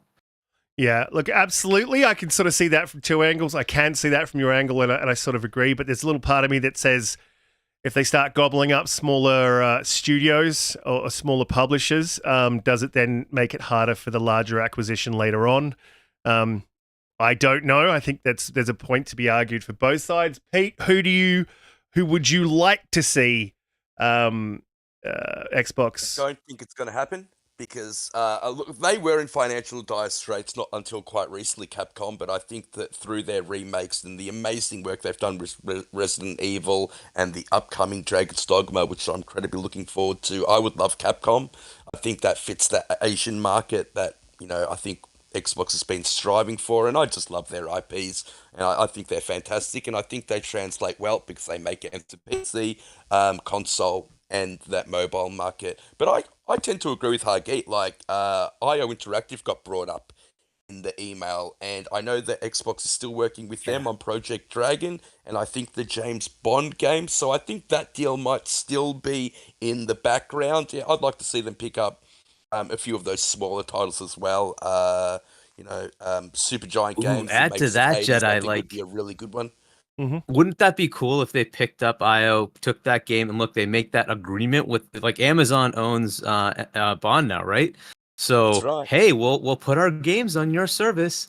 We want to take that game exclusive. That could totally happen. You can just imagine, like that would be Never so know. cool, right? But Work out a little licensing deal. Yeah, it probably could do that. It makes sense. And IO are an incredibly talented studio, and I mean, do they actually use a proprietary engine for Hitman? I think they Yes. might.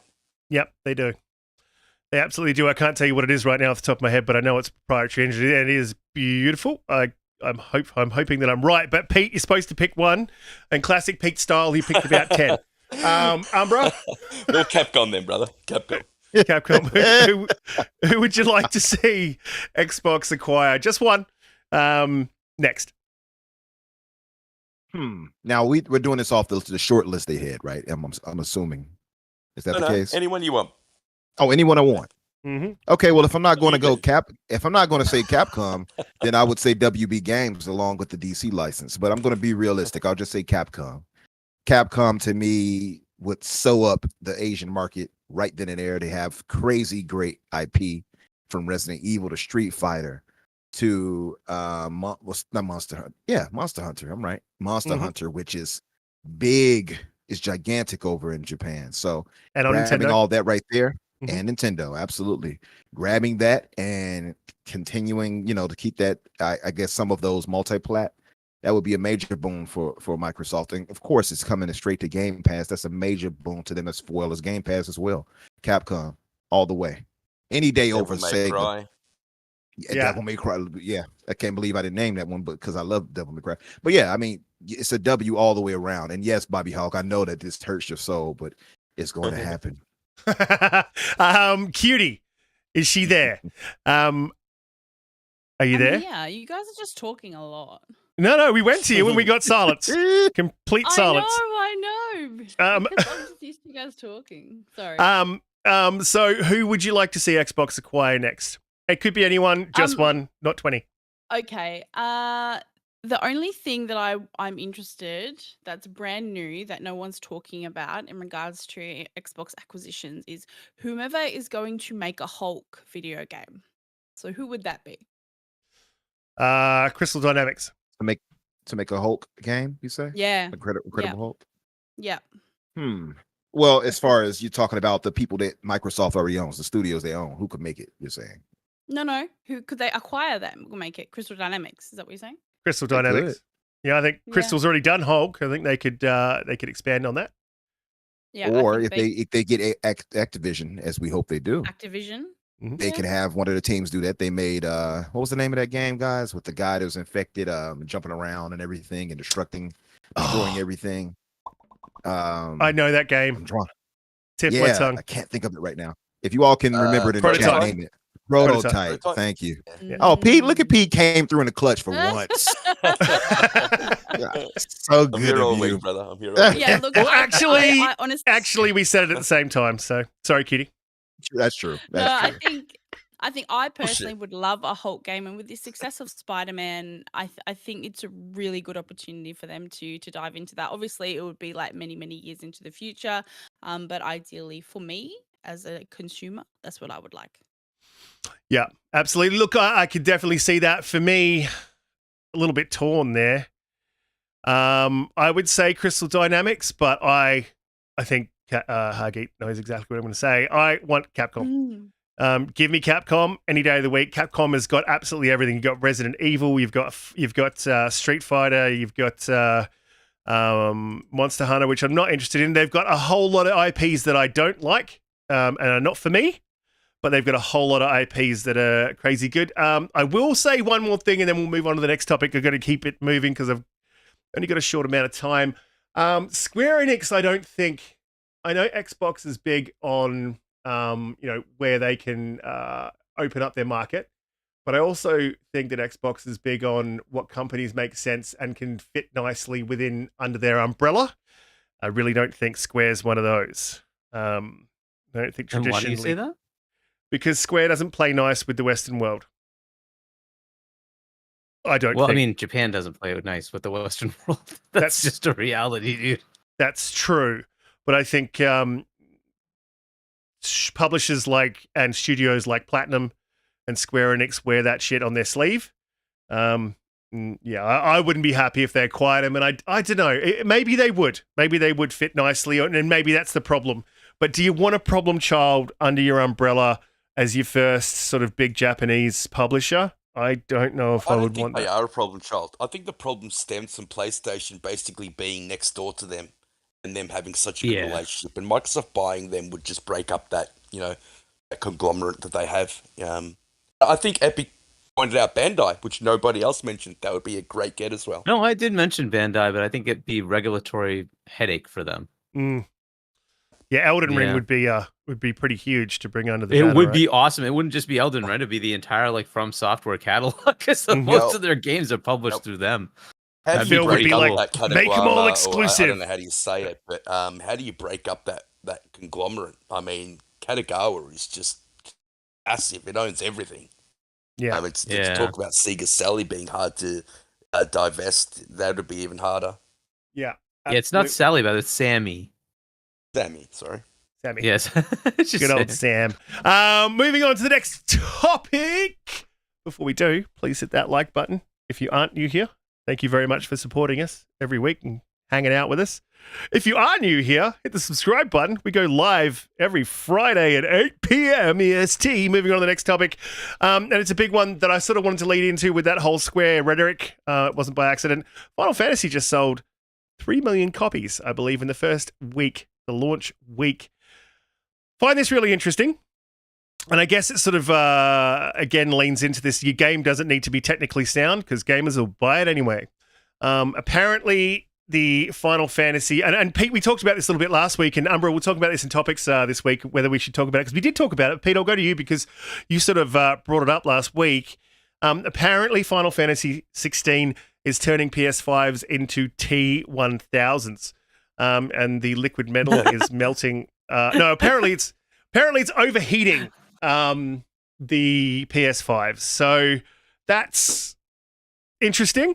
It's technically not great, dropping down to 720p in large boss fights, and that's sort of proven as well. But apparently the game's been pretty well received. I think it landed at an 88 on Metacritic or an 87. Very interesting times that we live in when you can release a game that's, and I hate to swear, I don't really because I do it all the time, that's technically fucked, but you can still get a great score for it and you can still sell a massive amount of copies. So I don't see this changing in the industry anytime soon where publishers say, no, the game's broken, don't release it. We'll just spend a little bit more and we'll wait to get that return. I don't see that happening with basically this sort of going on. Pete, is it still melting PS5s? Is that what's happening? I don't know if the actual game is melting PS5. So from what I heard and what I've read, it was one particular boss fight in the beta, and I don't know if they've solved that issue. But I think I let everyone know last week, don't play it in graphics mode. Play it in frame rate mode. That gets rid of the issue, and also turn HDR off. That will also alleviate the issue as well. So if you do those two things, that will help. Also, don't play with your PlayStation upright. Play with it horizontal. That then stops the cooling. The APU cooling system is the main problem with the PlayStation 5, the liquid metal then leaks down and it causes an issue with some PlayStations. Not all. It's not a large number by any stretch of the imagination, but it does happen. So that's what I would recommend. And make sure you keep the dust out of your console. And putting it horizontal also helps with that. Well, yeah, I sort of failed at the keep the dust out of your console thing already. But Same. I guess my question is, so what you're saying is make the game look worse. No, look, I mean, Final Fantasy has such a great name in this industry, and it's just a real shame that Xbox players don't get to play it. How are we meant to grow, the Western games on, typically what is a Western console, the Xbox, if we don't get IPs like Final Fantasy? I mean, look, you got to give shout out to Sony for getting it and working so closely with Square, but it's very disappointing that I don't get to play this game. And it's I don't definitely want a to game give that I I don't would want to love give to Sony try credit out. for their money heading though, Pete. I don't know if I want to give them that because that's what did it. It came out in this trial that there was a Final Fantasy 16 Xbox version that was canceled due to And they did Sony's the money same thing heading. with Forspoken. Well, they can keep that one, but still, like, yeah, but that is absolutely what happened. And I do want to play Final Fantasy 16, but I'm not playing it now. I'm not paying 70 for it. I'll wait until it goes on sale. I am hearing good things about it, so I don't want to discourage or disparage the game. But I will say, just even if people are denying this and just outright writing it off, even PlayStation centric articles or sites are actually speaking on it. Push Square, for instance, posted about it, and it says it looks like Square Enix has some work to do with Final Fantasy 16. The action RPG, which released over a week ago, is overheating PS5 consoles and completing shutting them down. And this is according to multiple user reports across Reddit and Twitter. And they tell the exact same story, that is crashing at a very specific point in the game, which I think you were talking about, Pete, at the fight. That's probably So it. it's one specific boss fight. But yeah, do what I said and it should alleviate the problem. But 3 million copies is amazing for a game that I don't believe is on PC yet. It's on one Correct. console, PlayStation 5. I don't think it's on PlayStation 4. How many PlayStation 5s are out there in the wild now? 60 million? Mid something like 30s that? maybe. And Mid maybe in the 30s million, mid-30s. something like That that. is an incredibly impressive take-up. It's about a number. 10% attach rate. That's pretty good.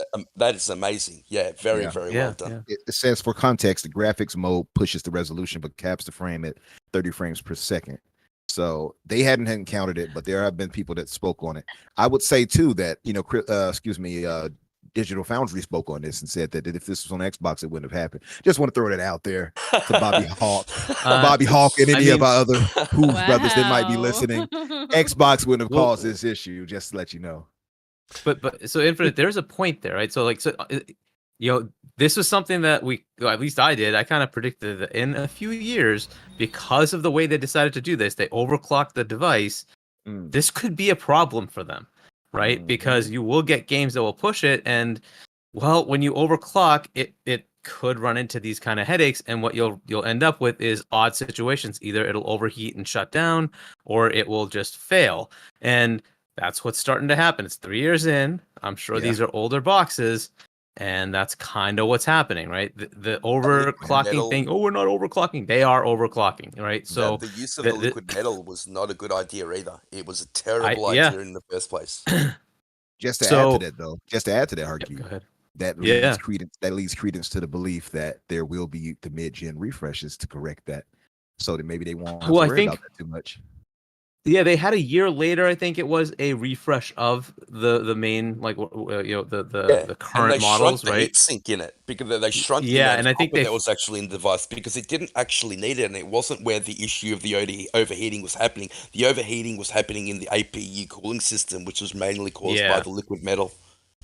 Yep, and so hopefully they resolve that, but you don't know, right? And this was always going to be the issue, right? They kind of last minute decided we're going to overclock to match the 12 T-flops. Okay, but this is what you kind of get, right? Which is, you're saying, Umbra, that like this would not happen on the Xbox. Well, yeah, because it was designed to handle the 12 teraflops and dissipate that heat, and this was not. And so this is why it's a massive monstrosity. So look, Xbox that came in hot at the start of the generation. They're the ones that waited for full RDNA 2 technology to actually come in. Yeah. But the amount of engineering that's gone into the Xbox Series X, I think, is second to none and the best console we've ever seen. Yeah, absolutely. Look, I actually have been doing a bit of searching online while the conversation's been going on. I managed to find an actual picture of what's happening inside of the PlayStation 5. So this is really interesting, quite technical. If you don't understand it, feel free to ask questions in the chat. Exclusive. So yeah, and just and if you are having this problem, let me know. We do need to move on to the I can't wait till you guys see this. We do need to move on to the next topic, but we have had a super chat in that I will just bring up on the screen. I've got limited screens. I normally have an absolute bucket load running. Exclusive. Exclusive. Oh, just Yikes, dude. Yeah. PS5 liquid metal, great idea. Purple Haze. Yeah, I mean, it helps you lose weight. That's a positive thing. Purple. It is a heavy console. Purple Haze 4564 with the $5 super chat. He said, "I think Xbox could get game science developers behind Black Myth Wukong. Thoughts? Another possibility might be Konami. Yeah, look, that's actually something that I've brought up in the past. I think people tend to forget about, and I personally forgot about, is it's the arm into the Asia Pacific doesn't have to be through Japan. So I 110% agree that that's a great idea. Black Myth Wukong looks like a great game. It is, however, unproven. And Xbox would probably have a better idea of how that game's going, because not everything that we're shown, in the public is really the truth of how things are going. Cyberpunk, just to say, look, I do want to move on to the next topic. Before I do, please hit the like button. If you go, did you have something to add about the PS5? Yeah, I was just going to say for Black Myth Wukong, in the case of Japan, people were talking that it was difficult to buy a Japanese company. It's more complicated, but you can do it. In China, I'm pretty sure it's just a no-go. You aren't really allowed to own anything that unless you're in China. In China, that's it. Your exterior, like any external company there, you're not allowed to buy them. Now, there might be arrangements you can make, but so I don't know what the viability is of doing that. So it's a big roadblock. I just don't know if it's viable, right? A lot of times you have to have relationships with people in the country that allow you to even put stuff out there, right? So just something to think about. It's a tougher thing to deal with, but it is possible maybe, but that might be actually much more of a challenge. Yeah, absolutely. Yeah, and that's true. But there's also, there's China, there's Korea, there's obviously not China because, as you're saying, it's very difficult. I'm sure Korea, there's some cool stuff happening there. Yeah, they can. They can definitely attach to a company like NetEase, and there is, like you said, arrangements that can be made. But yeah, it's difficult, and probably Japan is an easier option. But yeah, Korea, there's Southeast Asia, there's Thailand. I don't know if they have many developers. There's lots of inroads maybe into that Asian market, but we'll see sort of where they go with it. I'll jump on the next topic before I do. You guys in the chat are absolutely amazing. It is tough for me to catch everything you're saying on this off week because I have to crane my neck backwards to look at my TV. It's attached to the wall on the roof, pretty much. But I love all you guys. You guys are amazing. Thanks for coming through and supporting us each week. Please hit the like button, share us out. And we go live at 8 p.m. EST. If you're new here, hit that subscribe button. Game Pass is expanding. 11-Bit Studios signed a deal, and this is the release, the public release, which is the management board of 11-Bit Studios, SA hereinafter. The company informs that the company has received a signed agreement with Microsoft Corporation based in Washington, the subject of which is to make selected games from the company's portfolio hereinafter games available in the Game Pass program run by the Microsoft Corporation. Pursuant to the agreement, the rights to the games will remain with the company. In the company's opinion, making the games available in the Game Pass program will have a significant positive impact on the company's financial results in subsequent periods. The list of the games covered by the contract will be announced at a later date. The Frostpunk 2 is one of those games that's been confirmed. But this completely strips out and comes at an interesting time, going back to the FTC, after Jim Ryan said that it was value destructive. The wording in that is very telling. I feel like it might be a slight little middle finger fuck you to Jim Ryan, and I'm here for it. I have to sort of roll into this one as well. As Annapurna, I believe, showed off 6 games at their showcase coming to Xbox Game Pass. I believe those games, if I have got this right, is Cocoon, and the Cocoon looked pretty good actually. I saw that at a previous showcase, and I like these little games, and you never know, you might find an absolute gem, and I have found a few, and that's the power of Game Pass.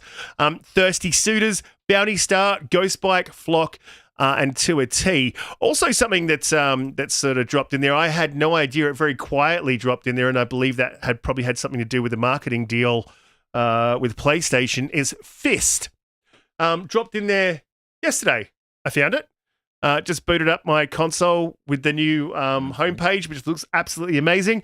And they've got Fist and another little game called Brambles, or something in the Brambles. I downloaded Bramble. I've Bramble, heard the Mountain good King. things about Bramble Yeah. from a few looks people. Great. And Art style and looks great. it does, and it's Unreal Engine Another too, by the way. Polish studio. Oh and yeah, used Polish folklore. studios are standing up. Absolutely. They really are. Aaron talked about that. If you all know Aaron off of Twitter, Aaron, to be clear, he spoke on that. Aaron, who does reviews and such like that over in Stockholm and wherever he's at. Well, not wherever. I know he's in Stockholm. But just to say too, with Fist, a lot of people have been going around fisting around with that game. So I definitely do want to play that and Too much jump fisting for my liking. Way too much fisting. I feel like that was not by accident Well, I was just talking about the game Fist. at all.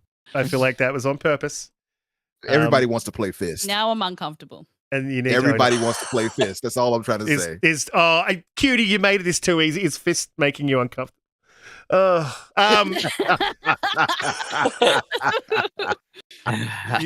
boy! You literally Come opened on, that one up. Hargeet, And join in. Yeah. Don't mute yourself. Come on in here. We know. Yeah. We know he's laughing. Get on in here. Oh man! Bring it Next, in. we're gonna talk about Stray and then go even further. Oh, into God. this nice little Don't do it. innuendo. You're gonna be fisting and then right into the cat. Okay. God yeah. help me. But look, Yeah. let's drag it back to the topics. What we were talking about. So this is the expansion of Game Pass, and Hargeet, I'm going to jump onto you because I know that you are a massive Game Pass proponent, but I also know a little bit of how you sort of consume your games. And I'm not sure if you're still doing that. We haven't had a chance to chat to Party for a while, but there was quite a while there where what you were doing was sort of hitting every game that was leaving Game Pass. Is that something that you're still sort of into doing right now?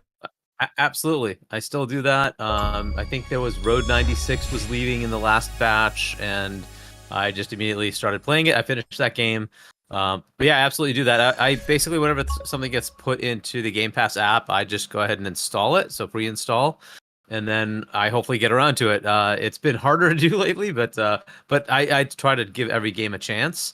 If it's something that like after 50 minutes or 30 whatever 15 minutes 30 minutes or maybe an hour if it needs a little bit more time to bake, if it captures my attention, great, I'll continue. Otherwise I just let it go, right? But I think that's the kind of the cool thing with Game Pass. Like these games, most people might just let them go and not even bother, but I will try it out and say, okay, is this something that's interesting or not, just to get the value out of it. But also I like playing a wide variety of games, so this is why I love Game Pass, but yeah, so I will absolutely give these all a shot, right? So as they add more stuff, that's just great for me. Yeah, look, I mean, and I think that's the benefit of Game Pass, isn't it? So, every month you can just go download a new set of games, free to play, free to try out. And look, I haven't tried Fist yet. I haven't tried Bramble, although I have downloaded it. I'm really looking forward to it. I've been kind of stuck in a Diablo. It's got its hooks into me. I'm not going to lie. I'm level 82 now. I'm running like almost level 50 Nightmare Dungeons. I've been playing it quite a bit with Umbra and carrying him. Flexing. But, Look at you flexing, Pete. Well. Do that what little games last you part in playing, there Cutie? like that. Pardon? What games have you been playing? And what games on Game Pass that have coming out that are standing out to you? Extra Primal's coming out in July, which I'm actually really looking forward to. It's no Dino Crisis, but I think it'll be a lot of fun to jump into a party with everyone. Yeah, there's not too much coming out this month, but Hargeet, props to you for going through Game Pass and actually, the ones that are leaving, you do jump in on them because we don't all have a lot of time, and I'm pretty sure like a lot of people go back to games that they love, and sometimes they're in Game Pass, sometimes they come to Game Pass, which is cool. But yeah, props to you definitely on that. Thank you. What about you, What about you, Umbra? What are you looking forward to in Game Pass? I mean, have you tried anything new? Have you tried Bramble Fist yet? And anything that stands out to you coming out in the near future? As far as Bramble, I haven't tried it yet, but I do want to play it. As I was saying before, I've seen nothing but positives about it. I actually saw a buddy of mine on Twitter who was saying one of the best games he played this year was Bramble. So I was actually surprised by that. I do want to play it. I know it has like a dark, Fable-esque, when I say Fable-esque because it's a fable tale from Poland, based off Poland fables rather. So I do want to try that. Fist I have loaded up right now and raring to go. But I did see that for everybody who doesn't know, just in case, and you all might want to get in on us, Red Dead Panda is talking about playing some big team battle and such on Halo Infinite tonight. So I might be getting into that tonight as well. So we'll see. If not, it'll be Fist and Diablo. So we'll see what's up. But that's what I've been on right there, man. And kind of like you, I've been on this lull a little bit with Diablo, where I didn't feel like playing anything else. But then after a minute, you start to feel a little like it's run its course a bit, right? After you do so much of the grind. Yeah, I mean, look, that does tend to happen when you constantly need to be carried. Oh, Oh Lord. wow. You know what? You would know. Slander. You would know. I think Game Pass at the end of the day, like Phil knows what it's like to be a gamer because he was a gamer before he was ever lead of gaming at Microsoft. And I really do think that shows in Game Pass because at the end of the day, Game Pass is about discovery. And for every single person out there who does have a Game Pass subscription, you know what we're talking about. There are games in there that you would never have even thought to have tried before. So these games are being brought to us. We are being encouraged to explore, discover, and game together. And I think if that's a bad thing, if people don't think Game Pass is good value, they obviously don't see it how I see it. Yeah. Yeah. I They should agree, all be Judy. lined up and Very shot. well said. Yeah. And the differentiation between the games, like a game like Bramble, which I've been reading in the chat, is incredibly dark, and the beauty behind Planet of Lana, and they're both on Game Pass. You can try them both out for Yep. free, and that's what I love about it. Absolutely. Look, and I do want to respond to Bobby Hawk in the chat. He said, when are you going to kill some aliens? So I have been playing a little bit of Aliens Dark Descent, and this game is very interesting RTS. It puts you on the back foot almost immediately. Your Marines are constantly under stress, so every encounter that you have creates more stress, and then you get debuffs, and you actually start out with debuffs. You can mitigate those debuffs, but they never quite go away. So all of your Marines have disadvantages. So it's really, really interesting way. Instead of what you normally get is your Marines, or in RTSs or in gaming in general, you have buffs on each character. This is sort of the opposite. You can still have buffs as well, and you can still upgrade your characters. Once they die, though, they die permanently. So you've got to be very careful with your Marines as you promote them, because if you lose one, they are gone. And it's very good. This game is very good at creating the feeling, I would argue, of Aliens 2 and to some extent 3, where it's sort of claustrophobic. You always feel under attack, and it creates that ominous feeling of at any time you can really lose something of value. So I've really been enjoying Aliens Dark Descent, and I recommend it. But I did play it guns blazing to start with. Lost a few Marines, started again, and started playing it very cagily. So that's why you sort of see me just waiting for these, setting up in a room and waiting for these aliens to come in, because you do have to play like a bit of a bitch, really. That's kind of the way. If you don't play like that, you lose Marines. But it's pretty fun. I've been enjoying it. But to Game Pass, I'll say I did boot up Fist last night. Did a little bit of fisting. And look, it's fun. I can already tell it's going to get repetitive, though. It does have a massive upgrade tree, but just going through the upgrades and looking at them, it doesn't look like it's anything mechanical that's going to change the game. And I'm a big proponent of it. I like my side scrollers, I really do.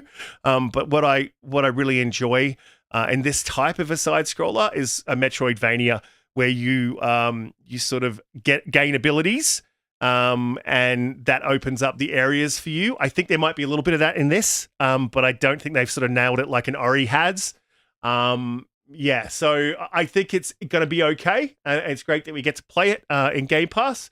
But Bramble, I'm really interested in, and Planet of Lana was amazing. I did complete that, love the game. So Game Pass's value is there for the consumer, and I think based on the press release that we got from 11-bit, you can see that there's value in it for the developers as well. And I just think that Jim Ryan's, I guess there's no other way to say it, talking out of his ass, and I think he lives in an antiquated world, and I don't think he understands the gaming industry, and I think we're going to see that in the business models play out over the next 5 years, and it will be interesting to see.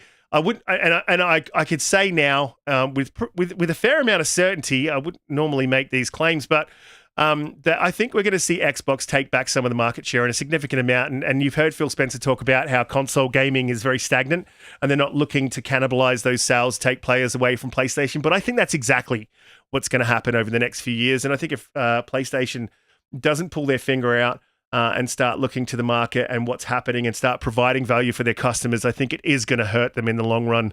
And I don't want to see that. I don't want to see PlayStation, get significantly hurt. I would like to see a leveling of the market, and I want to see the competition within the market. And that's, to me, will create a healthy market for us consumers. So yeah, that's sort of my take on Game Pass and their absolute bullshit that came out of Ryan's mouth. We do have to kind of wrap up the show. It's been an absolutely fantastic show. Everyone in the chat, you guys are amazing. I really appreciate every single one of you. I don't think I say it enough, but I do feel it. I do think it constantly, and I'm very grateful that all of you come to listen to us ramble on about the gaming industry. If you can, please hit the like button. Subscribe if you're new. We go live at 8 p.m. EST. Hargeet, Chani, thank you for coming through. You've come through so many times, and your takes are always amazing. You can catch Hargeet on RDX. I'll let Hargeet tell you where you can find him and what he's up to in the next week. But his links will be down in the description. He is not on Twitter, but his other links will be down in the description if you want to follow him anywhere or any of the shows that Hargeet is on. Hargeet, let people know where they can find you and what you'll be up to the next week. Yeah, sure. You can catch me up on Discord if you want to chat there. It's Chani. It no longer has the number thing, thankfully. So just Chani on Discord. Chani is also my gamer tag on Xbox. So you can check me out there. And then, yeah, RDX, though this coming week, we will be celebrating our Independence Day here in the US. And so we'll be skipping the RDX show for this coming Tuesday. But catch us Tuesdays, 8 p.m. US Eastern Time. And then I'm also on Boom's Primetime Gaming Show, which is 7 p.m. US Eastern Time on Wednesdays. And then Zealots of Gaming with Zocker and So Shady. And that's a Thursday at the same time, unfortunately, as Infinite Umbra's show. But it's at Thursday, 8 p.m. US Eastern Time. So yeah, check us out. Absolutely. Head there what'd you say it was? Zealots of Gaming, 7 o'clock. No, I can see Umbra like squeezing his microphone to Doom Cutie. Another fantastic show, another fantastic week. You have something coming up extremely soon. Let the people know, I believe in 26 minutes or 25 minutes. Let people know where they can find you, what you'll be up to in the next 25 minutes. Oh, Riskit, I put that in the chat because I meant that was the maximum amount of time I could stay here. But yes, Confessions of a Gamer Girl is launching in less than 1 hour. So I will put the link in the chat and yeah. It's just there. Oh, Woo! brilliant. Oh, thank you. You've already done it. Look at you go. Thank you. Yes, so really, really exciting. We're gonna have cameras. There's gonna be Alana Pierce. So definitely check that out. It's not going to be on my personal channel like these boys do it. It's going to be on a specific Confessions of a Gamer Girl channel so that everyone has access to it. And yeah, I'm a bit nervous, but I'm excited and I can't wait to see you there if you do feel inclined to come. So thank you so much. Thank you, Hargeet, always coming through. And yeah, FTC, wow. Good times. Yes, can't wait for that decision. Infinite Umbra, another fantastic week. Don't tell us about the fix because you'll be cannibalizing Hargeet's show and you can't do that. But tell us about where they could find you, what you'll be up to next week. Yeah, you guys, of course. you all should support me and not Hargeet by coming to the coming to the fix. It's on Thursdays at the exact same time, and I want to make sure to sabotage Zulker at every point that I have. So we are live at 7 o'clock Central, 8 o'clock Eastern on the fix. That's my channel there. If you guys have not done so, please go to that and subscribe for brother. And of course, you can find me on Twitter, Infinite Umbra or Umbra Infinite. You'll find me either way. On Tuesdays at 12 o'clock Eastern, you'll find me on Boom's podcast, The Xbox Factor. And here, of course, on Fridays at 8 o'clock Eastern. Also, Doom Cutie didn't announce it, but I'll formally say it. No, I'm not even going to do it, Cutie. I'm not even going to do it. Do not even start these boys. Okay, so okay. I'll tell you. The running joke is that I only have female mods. And obviously these men are not female. So they're very upset. They're very precious about their mod status. In fairness, I am not a mod on Umbra's show, but anyway. I will make you one. That's absolutely okay because just jealous I'm that going to be a Cutie mod gave me the on force her modding show. job, and she's just incredibly jealous. It's all good. Listen, all I'm saying is with my deep voice is that I identify as a woman. Let me be a mod now. And I said when you posted on Twitter, absolutely. I'd love to see that. She did tell me that. She did. I was like, when she told me, I was like, clever girl. Yeah, you got me. Well, so Umbra, all you have to do is say for this specific time frame, for the time when this podcast is on, I identify as woman. It's ma'am. We'll jump over and say goodbye to Pete as well. Pete, another fantastic week. Sorry, Always fantastic to have you on the show. You've been here day one, just putting out your takes. Absolutely love it. How is your week looking, and where can people find you? Oh, look, after chatting to everyone in the chat, I just want to play Preamble now. I am getting a little bit sick of Diablo, but I think I'm going to be playing that tonight. So, yeah, but I definitely want to try out Bramble. Cutie, I cannot wait to watch your show in an hour. Everyone go support Cutie. I think it's going to be a great show. Hargeet, thank you for coming through again, brother. You're pretty much a panel member now, honestly. You always come through for us. I don't think you've ever said no to us, and your takes are amazing. 2 more weeks, guys, and this FTC nonsense is going to be over for a little bit. And Umbra, you get me more on the fix, bro, and it'll be better. I just want to say that the fix probably wouldn't have gone through today if I didn't go in and save the show beforehand and tell him about the OBS updates. And no love for me. No love for the fact that I saved did the show. nothing except mention that offhandedly, and I was like, okay.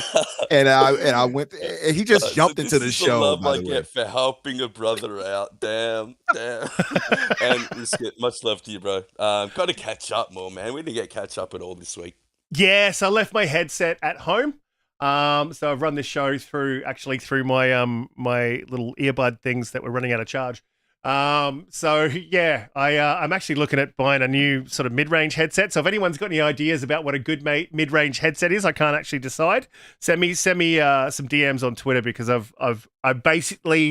I have paralyzed myself with choice. I don't know what I'm going to get. So I don't have to keep remembering to bring my Astro A50s up to site. It's just a pain in the ass. They're big and bulky, like me. So they suit me. But anyway, it's been an absolutely amazing week. You guys in the chat, absolutely amazing panel. Fantastic. Hargeet, thank you again. Love having you on the show, getting your takes, especially about the FTC. Extremely knowledgeable in business. Been a fantastic week. Thank you, guys. And we will see you all next week. But I'll also say before we go, there is going to be some changes coming up in the next couple of weeks. So look out for that. I might make some announcements. So it's going to be a very interesting show. The show is going to be sort of, not the format won't change, but how things look and what we do will be completely different. So we'll see you all very, very soon. Next Friday, actually, 8 p.m. EST. Go watch Cutie's show.